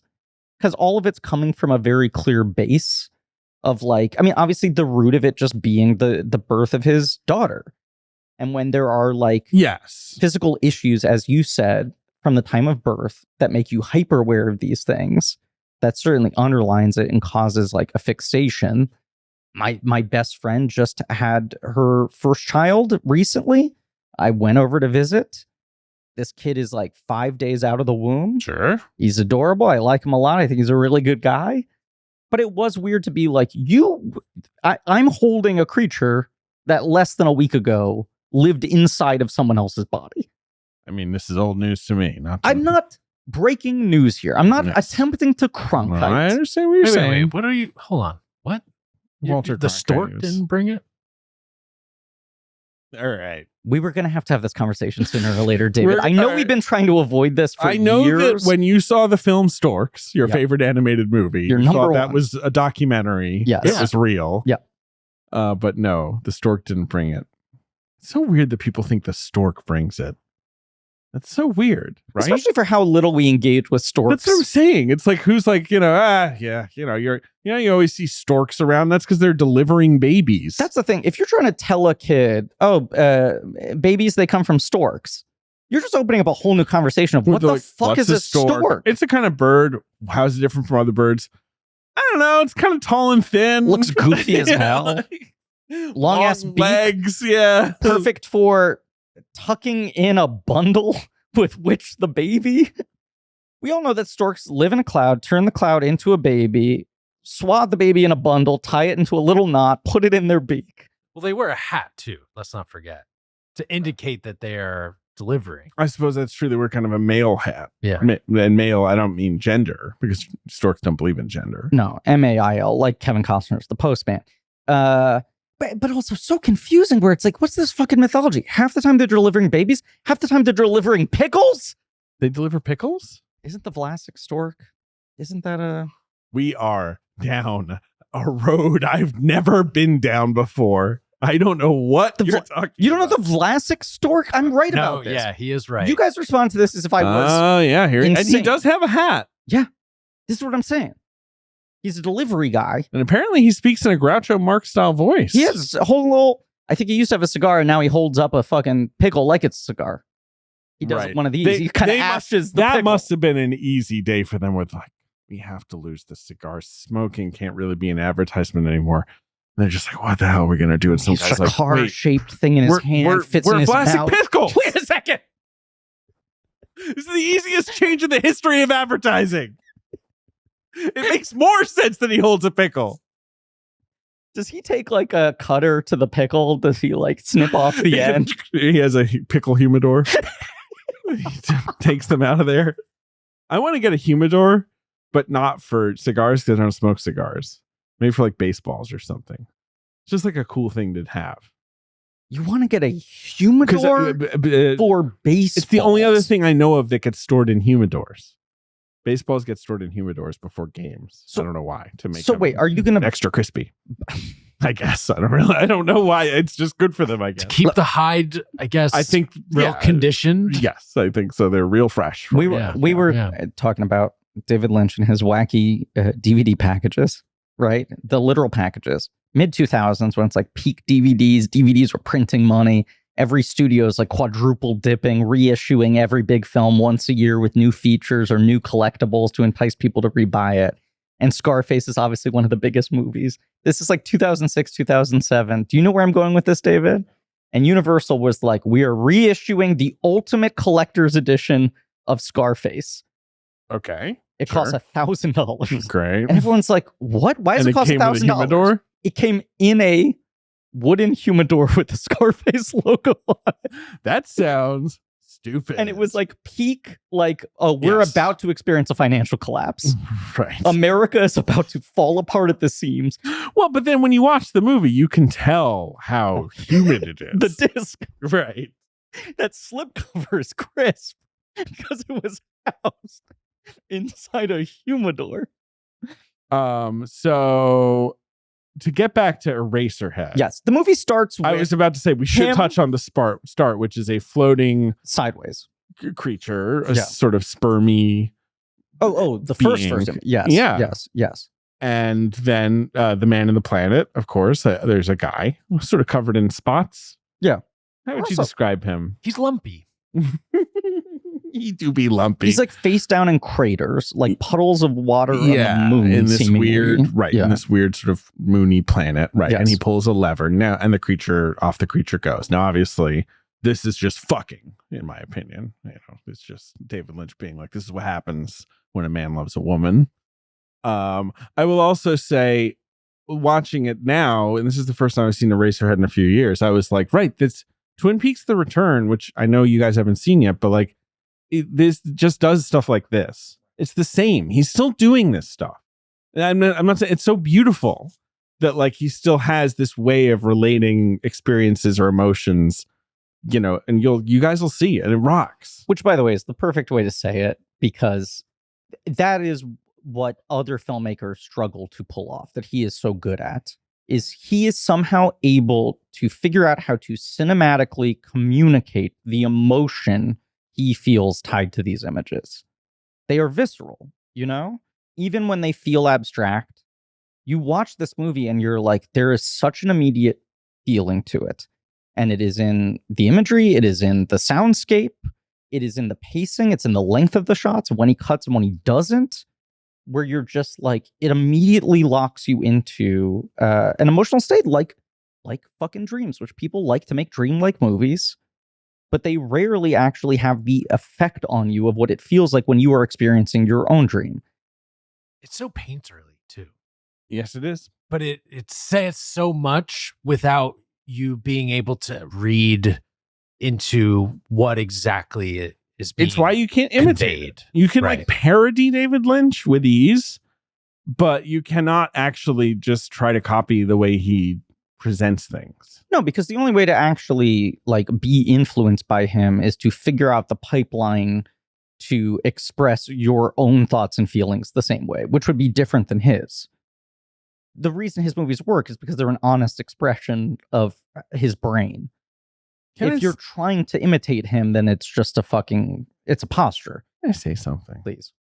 I think the AFI logo sucks. I think it stinks. It's like it's AFI in red letters, and then behind the A is casting a shadow of a star. It looks like I made it in Word. Hold on, art. I'm looking it up. Oof. And it's like it's always been. Oh wait, it's giving me results for the band AFI. Okay, American film. Go on, David. Have you found it? It's just always been this logo for I've years. known it. I'm trying to. And really it's just like so look at it. cheesy. Like, can't they do better? Yeah, this is terrible. Yeah. I Right? agree. Do you remember the AFI Awards? Of course. The Of 1 year they did course. the televised. Not just that. As an Oscar prognosticator Yeah. at the time, so it was 2000, I think. Yeah. It was It was 2001 because Yeah, Rex Naomi Watts got a nomination. I think they may have done it for 2 years or something. It was very brief. the thing I very distinctly remember is what's her name? Deirdre O'Connor got one for AI. I think she got a Best Supporting Actress nomination. You mean Frances O'Connor? I'm sorry. She got yes, Yes. correct. She did. There were a bunch of nominations like that were like the things I was fucking stumping for as Right. 12-year-old. Yeah, it was just. You're right. It was just that year I On guess. TNT. Yeah, it was the 2001 year. And I remember like watching it in the living room and being my dad, like, you're not going to sit down and watch this with me? And he was like, this doesn't matter. He's correct. This I is think- never going to last. But they were hoping Yes. they could edge in to the sort of precursor conversation. they did a TNT televised special where they were doing 10 Best Picture nominations. Yep. Lord of the Rings, Fellowship of the Ring won. Anyway, just interesting to think about. I think I might have to take the slinky from you. God, anyone could have called this. I was hoping I could roll it over to you, but And in it fact- needs steps. It does. It's kind of It its does. whole Check thing. the record. I called it. You It was did. doomed. But it was gifted to him on a Patreon episode, and who knows where the fuck that lands compared to when this episode comes out. It's hard to keep track. Not to go too far afield, but these nominees are arguably better than They were good. The That- Oscar- that was why people wanted them to last. They nominate Billy Bob and Shaloub for The Man Who Wasn't There. Yeah, They it was nominate cool. Naomi Watts. They nominate fucking Buscemi for Ghost World. Mhm. Tannenbaum, Hackman nomination. Brian Cox for LIE. Like, these are like good fucking. That's what I'm saying. Everyone was like, I'd take these over the SAGs or the Golden Globes. Francis O'Connor, Cameron Diaz. Yeah. And instead, it's like, it's not, we don't have any good precursors now, really. No. Anyway, And Nolan won screenwriter. yes. A lot of people thought he was going to win that Oscar. Yeah. But Julian Fellows won for Gosford Park. A great film. It is. Admittedly. And Yeah. Nolan recently won an Oscar for Oppenheimer. Are you sure about Best that? Picture, Best Director. He won an Academy Award. Correct. In which category? I just literally just said Best Picture, Best Director just 2 seconds ago. I feel like I'd remember that. So Henry is at dinner. He goes to dinner he brings groceries home to his apartment, which is filled with like dirt and stuff.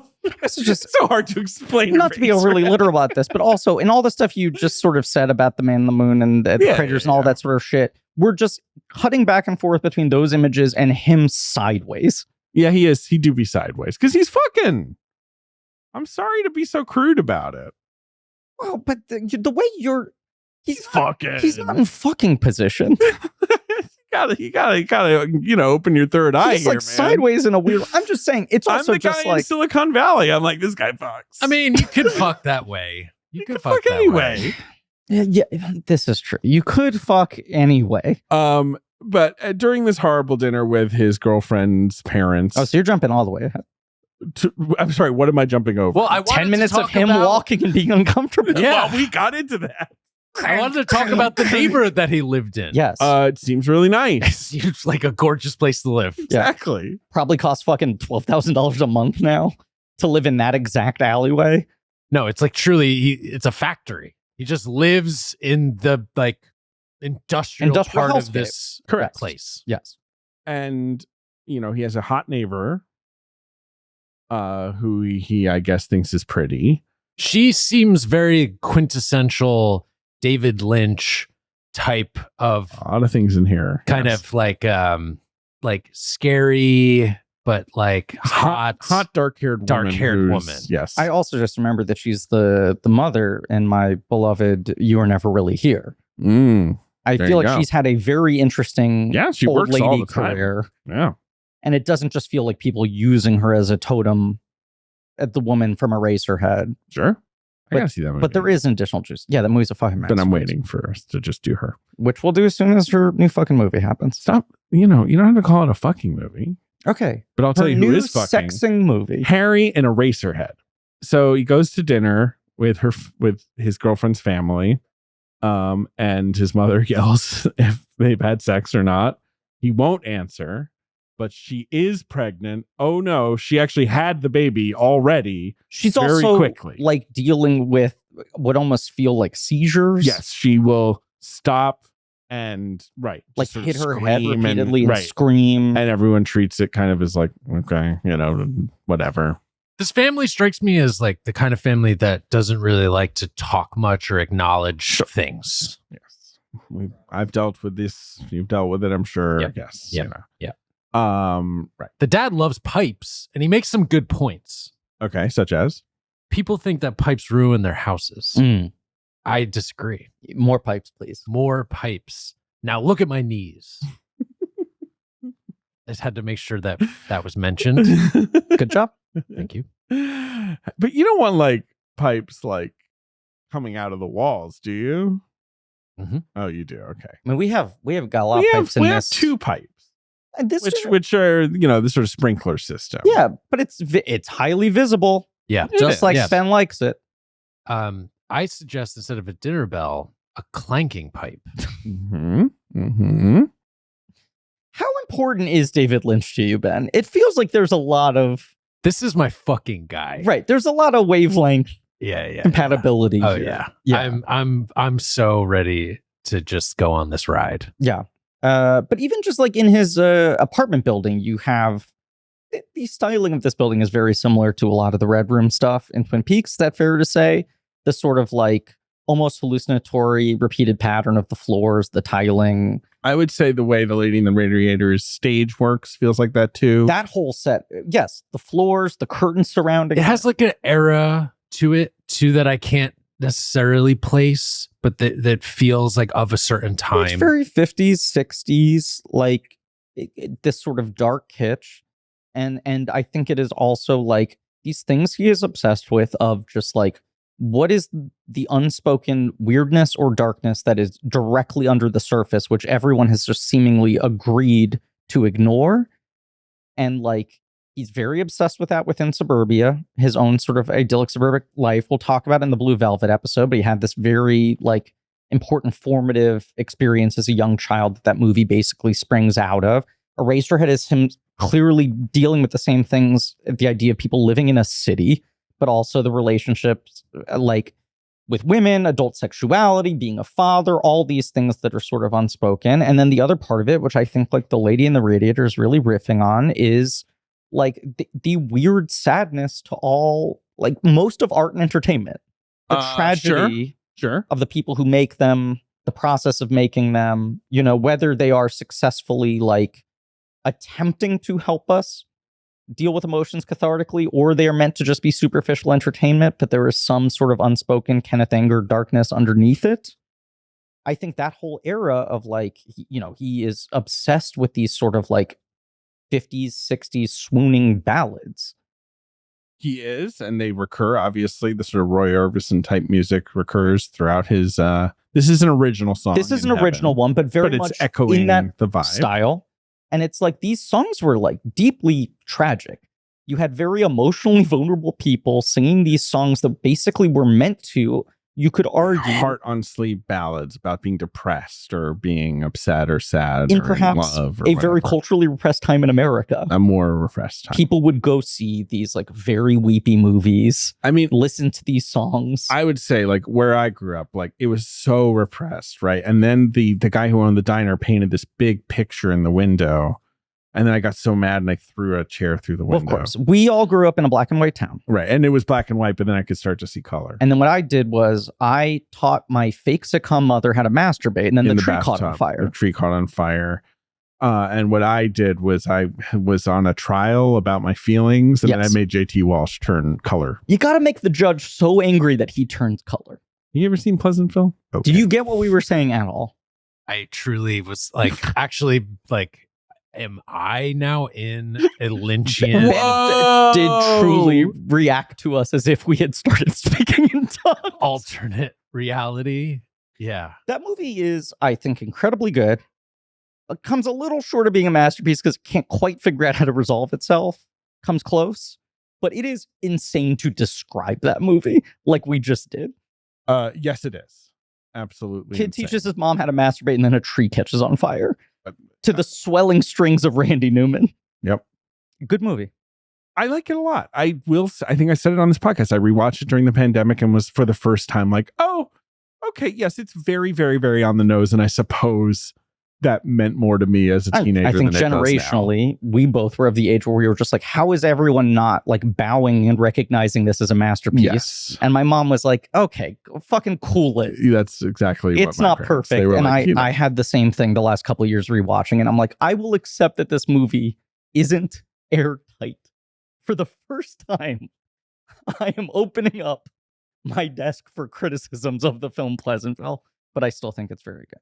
Eraserhead. So she's given birth to a baby or a creature. She's like, we're not even sure if it is a baby. And obviously it came very quickly because, the mom's like, did you even have sex? And he's clearly uncomfortable with the very question. One of the great existential terrors, finding out there is a child of your own that you were not even aware of, that now it's just done. It exists. It's now a thing to contend with. Of course, the kind of existential terror that an entire movie like Old Dogs is built off of, times two. We should also say he's feeling, I think, awkward about the fact that mom is kissing him on the neck. Yeah. Whatever. Right. The mom seems to roll with it, buddy. Both absolutely abhor sex, right, and is so fucking horny for him. Want him. Yeah. Yes. But they are gonna get married. Right. He's found out his entire life has changed. Exactly. They're going to raise this baby together in their shitty house. They're going to get married. The baby is this, thing. I mean, it's the baby from Eraserhead. It's the Eraserhead baby. Yeah, if I had to describe it, I would say Eraserhead baby ass. Yes, I mean, like it's sort of it literally is a visual shorthand for like a weird tentacled thing This that is you the cannot thing. define. I was just trying to think of something I could compare it to, and anything I would compare it to is something that is probably inspired by this. Yeah, I mean, the thought that comes to mind is Alien. Sure.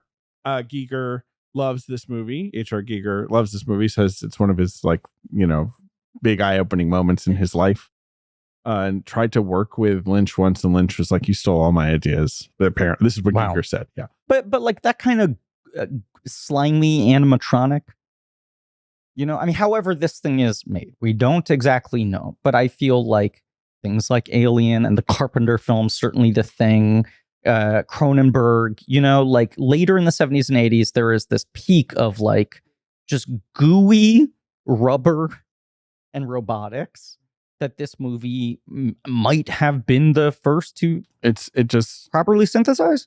I guess so. Arguably, I wish I had a better handle on like surreal filmmaking of the 70s to understand. Like, obviously I know this movie was seismic, But right, like what was already out there in terms of like weird avant-garde movies. Obviously there's like Stan Brakhage and all that stuff, like, but like stuff like this, was there much? My guess is not Also, as you really. said, but like as you there's sort said, of creature featurey elements to Right, this, right? That's right. like feel not drawn from art, but which makes it from, a little like, more accessible pop to culture. audiences as like, what is this weird fucking object? And the Right. other thing, as you said, is that it is funny.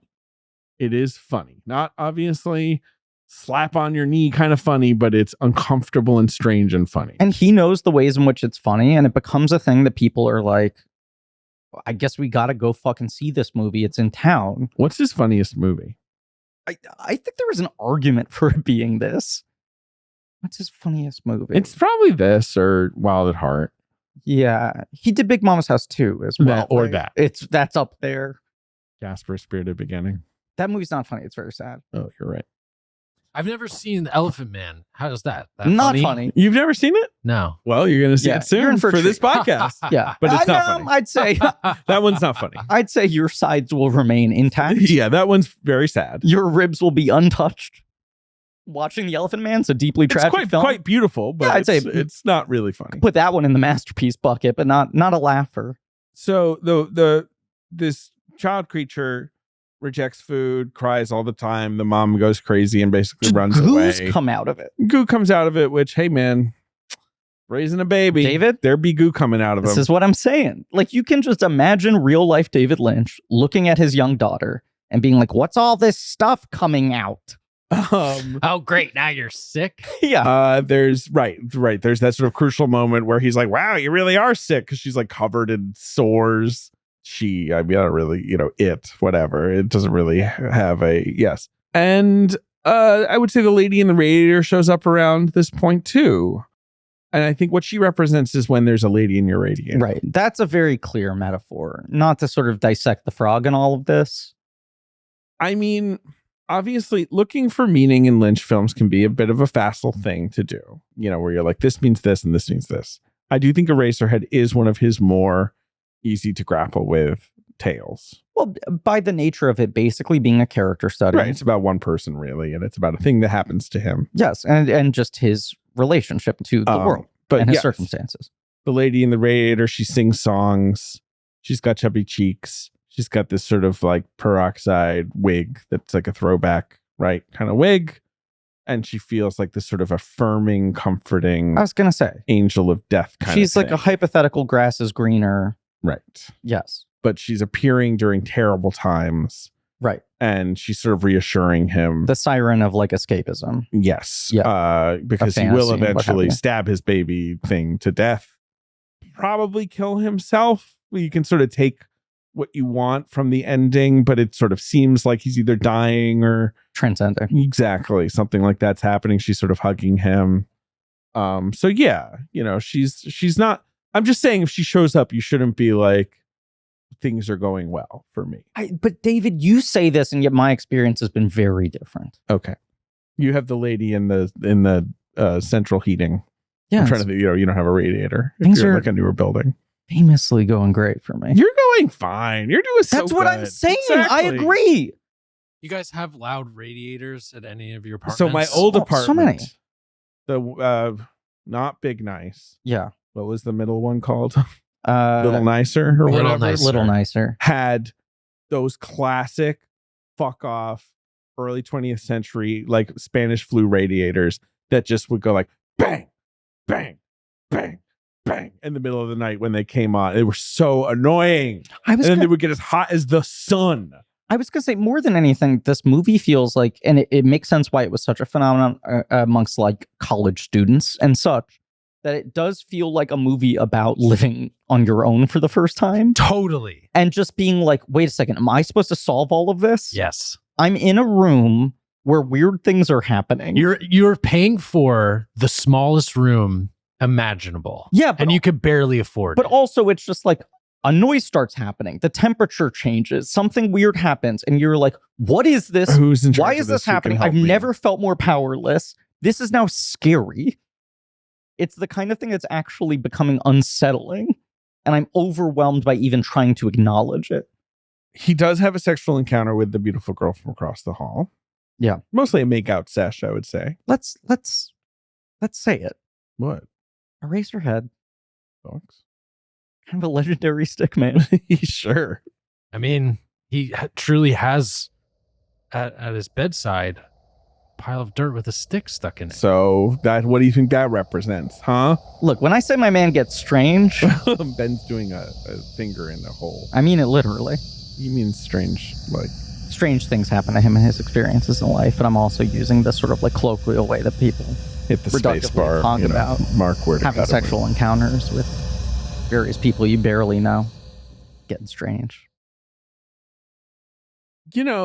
Look, his head pops off. Like, what else do we need to talk about, like, quote unquote, plot wise with Eraserhead? Yeah, I got the criterion up in the browser right here, so I'm trying to like scan through if there are major segments we haven't talked about. His head is taken to a factory. Well, and Well, then little sort of, boy finds. Yes. and also head. kind of like the baby comes out of his neck stump, Mhm. the baby's head, or at least a facsimile of. Yes, correct. Yes. And he gets turned into erasers, which is where they get the title from. Sure. Now, one could argue that from the get-go, even before that point, long before that point, the height of his hair makes it look like he is a pencil, and in fact, That's very true. his hair is the eraser. That's very true. That was my very literal reading when I was a 100%. child. That's why they call this guy fucking Eraserhead. I just thought it was a really cool name. It's Because he kind of sounds like some incredible weird, name. like indie superhero too. Yeah. Eraserhead. Yeah, which let's But also- actually, he's just a sad fucking guy. yeah. What? He does have a superpower, What's that? being a sad fucking guy. Yeah, being a weirdo. Being miserable and fucking shit up. So he goes and he stabs his child to death. His child just being a head and a bunch of weird organs. And then, things go crazy. And the planet kind of shows up and there's crazy clouds and there's weird sperm puppets and there's the woman in the lady in the radiator. And there's Jack Fisk pulling levers in the planet. And, it's all over for him. Yeah, I mean, this shit rules. 10 out of 10. There's some moment, I think, right before he attacks the baby where he sees the lady across the hall. She's with another man. She's with another man. So that's not working out for him. He's clearly very alone. He's very alone. He's frustrated. I don't know. I feel you, Eraserhead. It's a tough week for you. Have you ever This film seen... takes place over a week, Rick. David. Yes? Have you ever seen I Don't Know Jack? No. The documentary about Jack Nance? No. I've played You Don't Know Jack, the popular 90s quiz show computer game. Well, then I will accept that as an answer. No, I've never seen it. I know what you're talking I've been curious to watch it. I don't know how watchable it is now. I remember TLA Video having it on the shelf next to Eraserhead and always being curious about it. Because he is just... My guess is it's a bunch of cool motherfuckers talking about how great Jack Fisk is, right? No, it's about Jack Nance. Oh, it's about Jack Nance? Yes, and it was Well, made here's my guess. shortly after he passed away. Here's my guess. Yeah. It's a bunch of cool motherfuckers talking about how great Jack Nance is. I think it is. I think that's exactly I'm seeing what it Dennis is. Hopper here. Yep. Seeing the log lady. But he's... Brad Dourif. It was a Lynch sort of approved, presented, produced. Yes, David thing. Lynch presents. Yes. You're right. And I don't know if it's like watchable anywhere now, but I've always been curious about it because he is such a you watch this movie and you're like, who the fuck is this dude? He died sort of tragically young. I'm just looking to see if it's like literally on like YouTube or something. We will cover him in many other films to come. We will. Not seeing it on YouTube. We're seeing like trailers and stuff. And of course, I'm seeing the great Al Pacino film, You Don't Know Jack. Yes, there's a $100 DVD for sale on It's a lot of money. Amazon. It's a lot. It's a lot of money for something that's probably not that involved. No, but I'd like to find a way to watch this thing. Jack Nance, a lovely guy by all accounts. Yeah, and I just think this is like an incredible performance. A true performance. Yes, I think he had a difficult end of his life. Yes, Which we can talk about later. we will. He's We'll get amazing in Twin Peaks. You've never seen Twin Peaks, right? to it. I've only He's seen the the one who pilot. says wrapped in plastic. That you know if you've seen the pilot. Yes, I've seen him in that. Wrapped in plastic. Yeah. Yeah, Eraserhead's good. Like you said, 5 stars, 10 out of 10. No real notes here. I, for example, would not stand up and say people don't talk like this. This is bullshit or whatever that guy said. In fact, I watch this and I go, yes, thank you. This is what everyone talks a like. little bit. Someone's getting it right. I'm like waiting for you. You're coming so close, but short of doing the full David. Like, I don't know. What do you want me to say? It's Eraserhead. There's a I lady mean, a in the little bit. radiator. He stabs the baby. Yeah, that's what happens. It sounds cool. It looks cool. I think it's great. What do you want me to say? Final thoughts? Hold on. I'm just Well, going to email Criterion. I know they don't usually do pull quotes on the cover, but they might want to reissue Eraserhead with sounds cool. great. Looks cool. I'll tell you that Lynch tried once this film was done in To around make a sequel. 1976. Yeah, to make a sequel. Yeah. To Eraserhead. No. Tried to get into Cannes. Mhm. Director's Fortnight people came and looked at it, which is sort of like a entry level Cannes Side stuff. festival. Correct. And Lynch says they said some nice things, but didn't work out. He gets a more formal rejection from the New York Film Festival, the Los Angeles Film Exposition, aka FilmX, which was a sort of indie festival of the time, premieres it. It gets a bad review from whoever was there in Variety. And Lynch then cuts about 20 minutes out of the movie. The film's about 90 minutes long. So like, I can imagine that this longer would be an even bigger trial for someone who'd never seen it. Right? Like it's definitely like, I think he got to the exact right exactly. shape It's definitely and length. as it should be, I would say. I mean, it's a classic example of the fucking Danny Boyle, like 90-minute blood pack thing. Of like certain movies with certain style and certain subject matter, 90 minutes is the exact length of time the audience is going to tolerate before they hit a wall, even if you're doing the best possible version. Now, Ben Barenholtz of Libra Films, who is a midnight guy, like a iconic midnight movie kind of guy. Which is, this is the 70s are when that's really starting to boom as a model of theatrical distribution. He had distributed like Pink Flamingos, the John Waters movie. He sees the film and is immediately taken with it. Halfway through the screening, he gets on the phone and is like, buy this movie. And, that is how it begins its reputation, is this film just plays in like 15, 20 cities around the country, just endlessly. Word of mouth. Yeah. This was, I mean, what we're talking about, the Rise of the Midnight Movie was these very experiential, you have to be here, this is an event, turned on young people, being like, here's a portal into a different thing. Now, it's really hard to do a box office game for Eraserhead because it doesn't really have like it was kind a of single premiere more date. of a roadshow roaming. I'm picking the date. Its release strategy was very similar to the way in which it was made. That's right. I'm picking the date that IMDb has it listed as just a general premiere in the US, which is the in February 1978. What year? Or what date? I'll give you the exact date. I'm curious if it's my birthday. Well, I don't think it is because I think your birthday's later in the month, and IMDb has it listed here as premiering in America on February 3rd, 1978. One day off from my mother's birthday. Wow. Which way? 4th.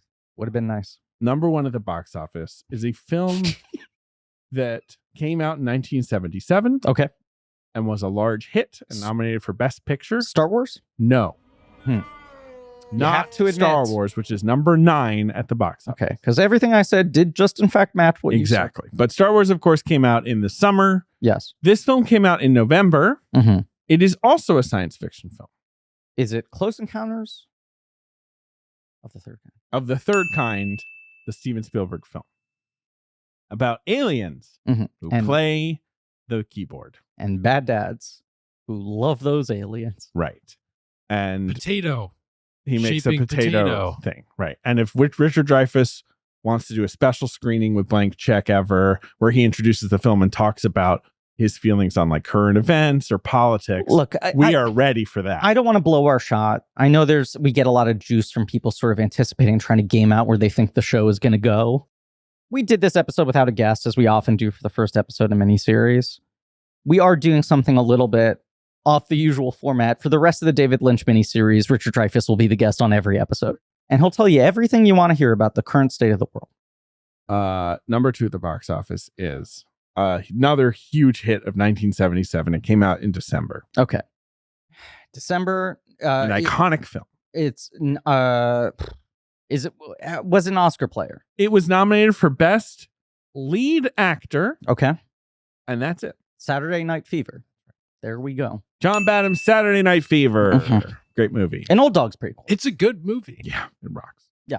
Yeah. Saturday Night Fever rocks. And a movie. It's a huge bummer of a movie. That's the obviously, thing. It's a movie. as everyone realizes when they watch it. There are few movies where there is greater Disconnect between like public perception. Mhm. And, yeah, no, it's so true. the experience of actually watching the movie is We're like, very this movie's different about a loser. than how we sort of have used this movie as cultural shorthand for decades. Yeah, the soundtrack, and he's eating the pizza. Right, you're like, no, it's about toxic masculinity Right. and a fucking loser. A movie that basically gets reduced to like 3 images in 4 minutes, But it's awesome. and movie. 8 And songs. Travolta's amazing. in it. Yeah, agreed. Number 3 at the box office. Now, here we go. Is a film I don't know. It stars a big star of the time, but a TV star. I would assume this is one of his many kind of attempts to become a movie star, which never really panned out for him. He's still with us. He's Interesting. still Alan Alda. no, similar though. Okay. Sitcom guy. Who is it? 70s. Didn't totally work, but He's still with us. He's everyone loves him now, and he wins Emmys and he's doing great. It's not Bob Newhart. No, he's really old. I Yeah. mean, I love the man. So this guy's a little younger than that. Yeah, this guy's in his 70s. It's a Henry Winkler Henry Winkler, picture. correct. So because Is it Heroes? No, it's not Heroes. So because Happy Days ends when like 1970. Oh no, it ends in 84, right? So this is like right in the middle of Happy Days. He hasn't even put the skis on. The shark isn't even in well, sight for him. They might be coming. The shark might be coming. But this is a college comedy. Or it seems like it starts at college. It's from a big comedy director. Is it the wrestling movie? No, well, There's the one Henry Winkler comedy that they did on the Video Archives podcast. It might be that a sounds wrestling bizarre. movie. It's not called like The One and Only. Or it is called The One and Only. Okay. Yeah, that movie's about Yeah, you're wrestling. right. He eventually tries Yeah. professional wrestling. Yeah. Creates a character known as the Lover. Henry Winkler, Kim Darby, who I best know from True Grit. Directed by Carl Reiner. You say he's a guy where he tried to make the jump to movies and it never really happened. He is one of those guys. I'd say Alan Alda is the same way, where you're like, if you actually look at the math, they were kind of movie stars for like a Right. decade. There were a lot of movies that they were in. And they all did well enough. Yeah. I would say Alda has that more. Alda has like a pretty solid film And he career. directed a lot of them too. Right. And whereas it's like with Winkler, it's basically like Lords of Flatbush is sort of like, hey, these, I mean, everyone in that movie is going, hey, but like, it's like, oh, here we go. Like he's cooking like and then that movie Heroes that you referenced, and then this, and then 4 years later, he does Night Shift. Yeah. And that's it. Which famously, I mean, obviously that's Ron Howard who gets his buddy to, sign on to a movie, which basically becomes the guarantor to him getting to make a studio film. But the story was that he had seen Michael Keaton for that movie early, loved Keaton, went to the studio, and they were like, this guy's a fucking unknown. You cannot hire him. And when he got Winkler, they were like, we are so thrilled that you've nabbed Winkler that you can hire anyone else you want. Shelley Long's in it as well. Right. Yeah. Like Winkler was like big enough that he covered the whole budget. Well, guess what the next film he acted in after? Obviously, he Then sort of starts directing produced and more, directed a couple right. movies, but the next film he acted in after Night Shift was Scream. That's crazy. Isn't that crazy? Yeah. So it's a short run. Anyway, so that's number 3. It's opening at number 3, so probably not like an amazing opening, but whatever. Number 4, another 77 film, a big Oscar nominee. It's more forgotten, I would say. More forgotten. It's not Breaking Away. That's the wrong year. No, it's not Breaking Away, but like In that category, is Paper Chase? not Paper Chase. I feel That's like later. Yeah. Breaking Away is about bikes, right? More. This Cyclist. film is also about like a thing, an industry, a world. I love that description.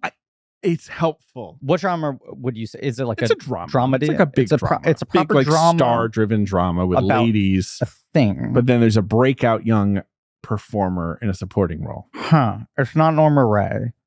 Great movie. Supporting role. Mhm. Who's the breakout? And it got Oscar nominations. 11. Who? 11 Oscar nominations. 1-0. It won 0. Because it's 1977, so everything goes to Annie Hall and Star Wars. Yeah. Is Meryl in this? No. No. Who would the breakout be? It's not Sissy. I'm trying to think of people who are like The bumbling. breakout at is this. a man. The Breakout is a man. Yeah, the two leads are women. Well, that's kind of rude, actually. I agree. Stealing. The two Thief. the two leads. Is it? It's not Julia. No. It's about a You're thing. right. That's that year. I know. It's about like a world. It's about a world. Like Breaking Away is in the world of bikes. Yeah. And this is in the world of Fuck.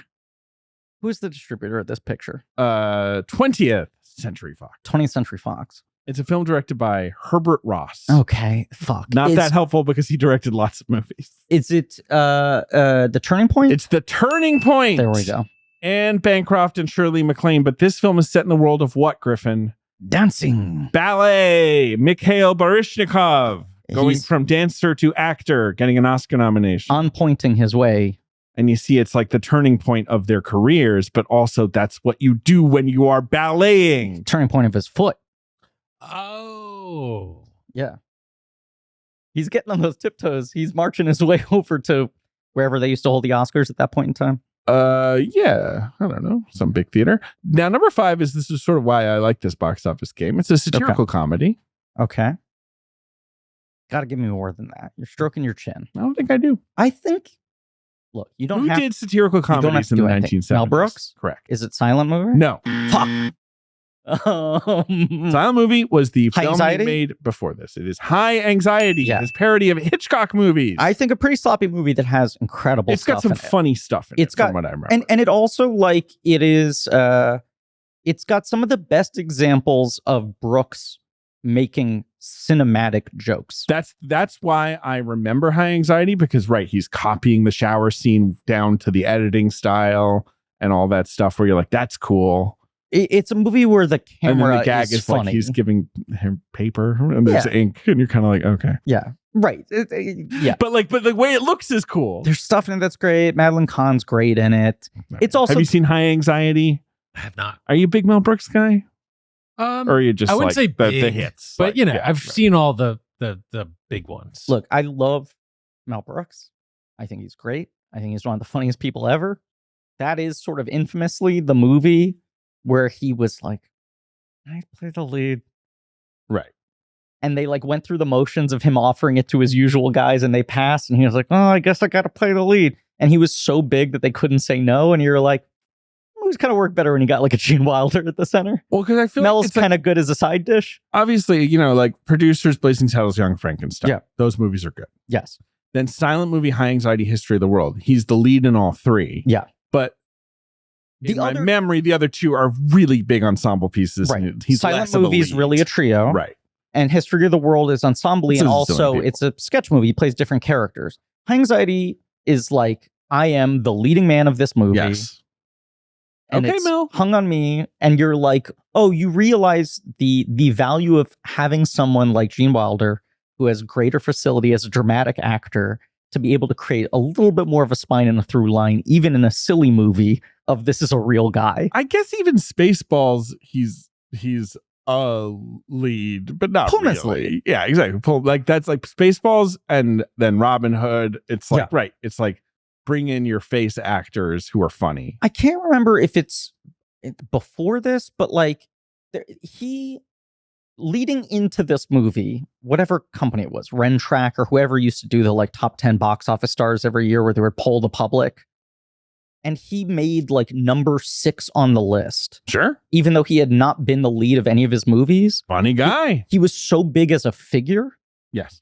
And then his 100%. movies are so popular that people were like, my 6th favorite movie star is that director who And he makes would- cameos in his own movies. And he would like go on Exactly. talk shows and all that. So I right? think like he carried that as like, well, look, why couldn't I be the lead of my movie?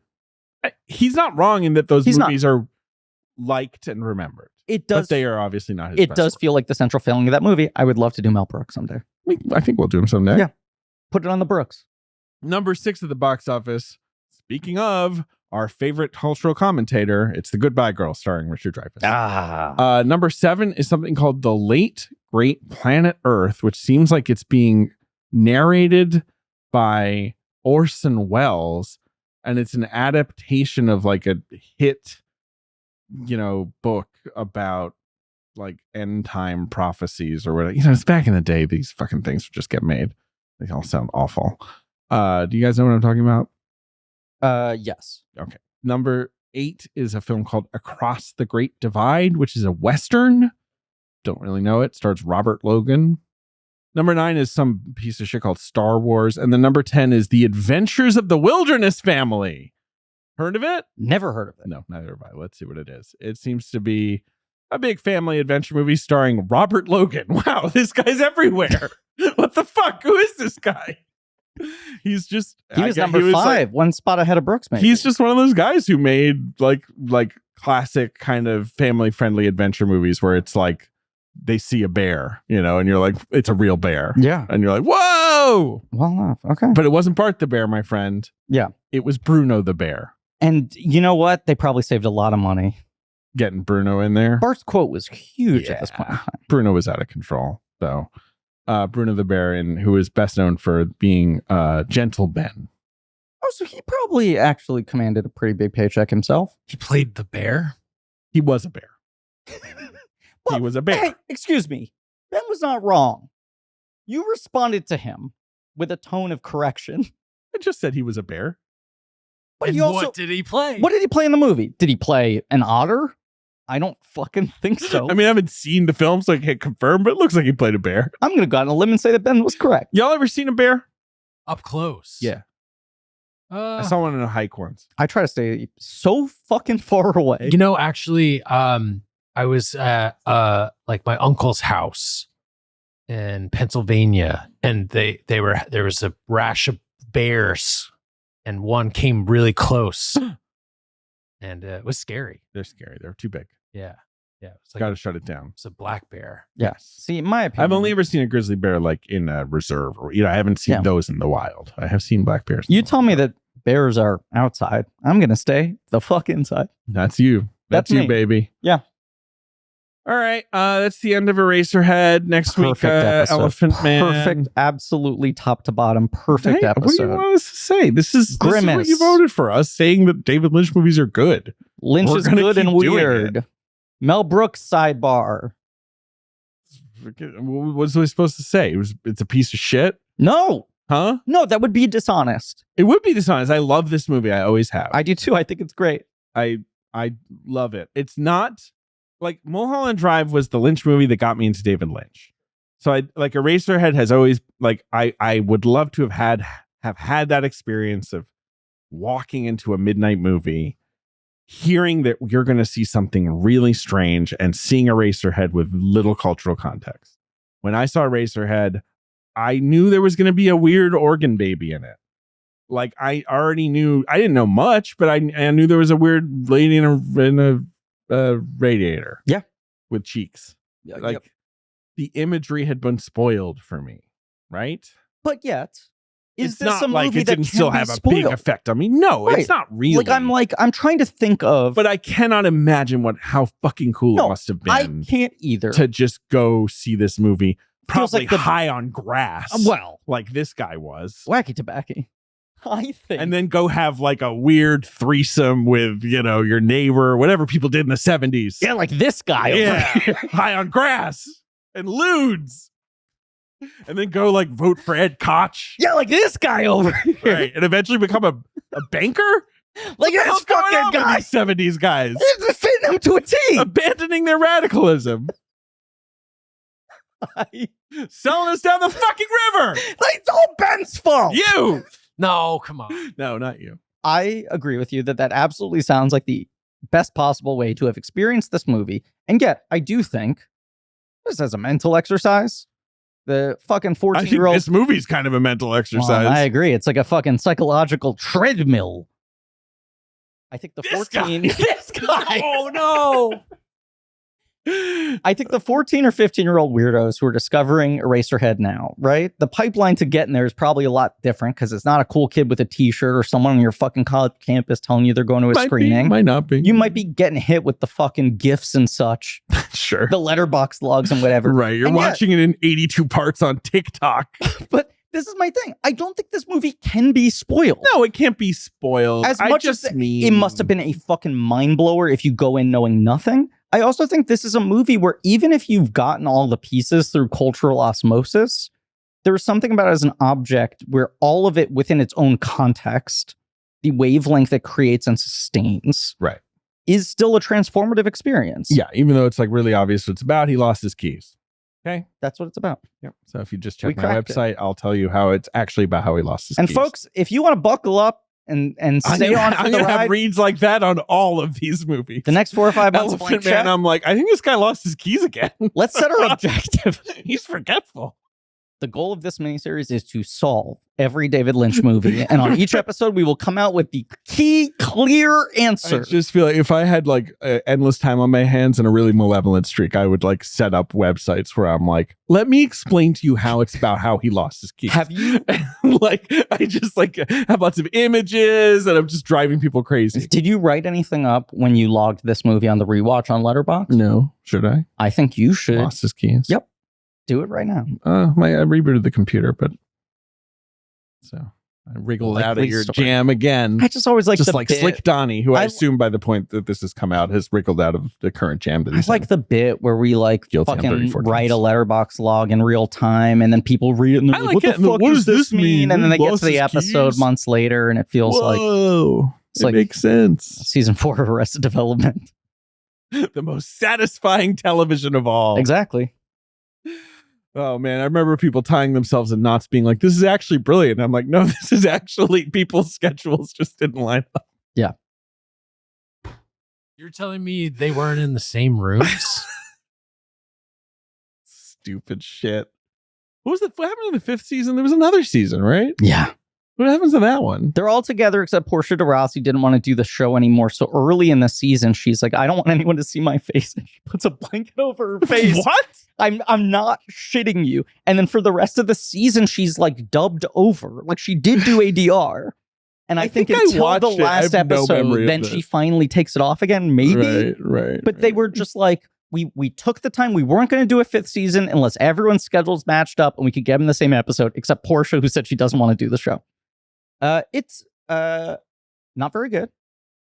I watched it in deep pandemic. I had given up on it when it came out at Right. first. I think a lot of people had. Right? And then I think in deep pandemic, they did the recut of season 4. And I was like, is this a good excuse? Oh, and Jessica Walter died. And I was like, let me rewatch the 3 great seasons. So that's fun to do. Right. And then I was like, let me see what the season 4 cut together as normal episodes is like. How was Answer, mid as hell. it? Yeah. And I was like, No, this is brilliant. Well, then why aren't the jokes funny? It's all part of the art of it. That's like the bit.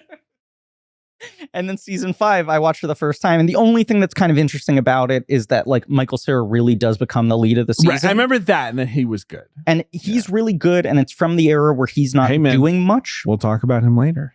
We will. He's in Twin Peaks: The Return. But that's the era where you're like, any Cera we can get is a gift. Because the guy doesn't like doing anything other than What he Lonergan wants. plays on Broadway. Yeah. What he wants to do. Yeah, he rolls.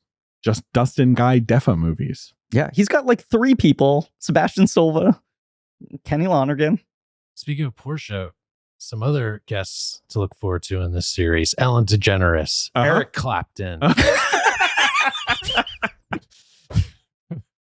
Now, to be fair, I just told Eric Clapton that he should just play cocaine over Yeah. and over again. I don't want him to talk. Right. You also told him to do cocaine over and over again. Yeah. You said, we'll set that brain straight. Cocaine. Some of the devil's dust. I had Slow Hand on cassette. Okay. And I remember I would listen to Cocaine and be like, wow, this is like a grown-up song. What was his band before he went solo? The Birds? No, it was like a trio. Oh, you mean Cream? Yes. Yeah. Yeah, right. cash rolls I everything had a bunch around. of Cream Yeah, records. Cream are good. Yeah. I They mean, that's fucking just rule. good. Yeah. Yeah. Crunchy. This Crunch episode as hell. is so over. An episode has never been That's more so over true. I'm just waiting for the computer to restart. I got than it is at this point. Well, you got to fucking log the thing. Why did you restart it? It told me I needed to, and I was like, the episode's older. I guess I'll do it now. I'm Okay. rarely. It is older. I'm going to It try to is do the older. outro and let's see if the computer successfully reloads. I'm gonna go to the bathroom. You well, do the no, outro, that's rude. but I do it all the time. Yeah, but I don't like it because I that's think why I keep doing it. you're treating it like it's not a valid part of the podcast. I got to tell you, this Slinky, it's so tempting. Ben, this is I love you and I think you're a very smart man. and this is the dumbest shit you have ever done in your life. You have described to me so many dumb experiences of mistakes you made in your youth, and this is the worst decision you've ever made. Yeah. I called it. No, you you were absolutely like, did. I'm going to buy him a Slinky, and I said that shit better be plastic. It wasn't. I got the metal one. And you went, well, metal's more funny. And I went, yeah. And guess what? You're going to have to spend so much goddamn time cleaning that audio up because my guy's never going to stop playing with that shit. Well, it's been retired. Ben says as he plays with the Slinky directly in front of the microphone. Thank you all for listening. Please remember to rate, review, and subscribe.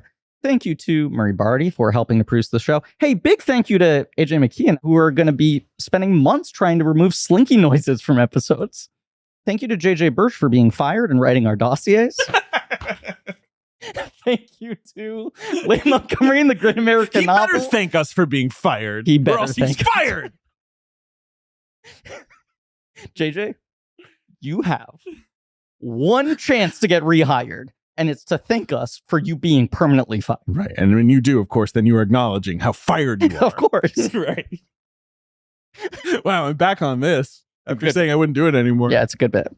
Thank you to, I think that's everyone, right? Great. Did I say everybody? I don't know. Go to blankcheckpod.com for links to some real nerdy shit, including our Patreon Blank Check special features, where, as we said, we'll be doing an episode on Lynch short films. Can I Many of the ones discussed today? Yeah, you can do whatever you want, Ben. a brief suggestion? Please. Can we also talk about his music? We'll talk about this later. This is a huge conversation We'll for you deal to with it drop later. in the wrap up of an episode. He has so many things that he does. I He's know. got a lot of things. But he has he just draws such- cartoons. He makes weird sitcoms about coffee. rabbits. Do we do He an just episode on has- coffee? Such a weird body of work We when it have comes to music. We will. Well, with the short films, those will be quick, so we can put other things in. Maybe we drink coffee during that. We drink the coffee. Yeah, drink the coffee. Like maybe we do a commentary for like 6 guys getting sick, where we're like, ugh, ooh, nasty. Wow, it sounds like you got to sign for the Patreon, where apparently we're doing everything. Yeah, We're doing it all. It's all going to be about how these guys just do not know where their fucking keys are. Yeah, and just alternating between that and like Battleship. You're right. Just a whatever very else. consistent vibe over on the Patreon feed. So yeah, sign up for that. And as always, tune in next week for The Elephant Man, of course, with our guest, Donald J. Trump. And Michael Cohen. Reunited at last. We're getting back friends together. again. Just kidding, we're just kidding, we're just kidding, we're just kidding. John Merrick, you got a raw deal. They call him! In heaven, everything is fine.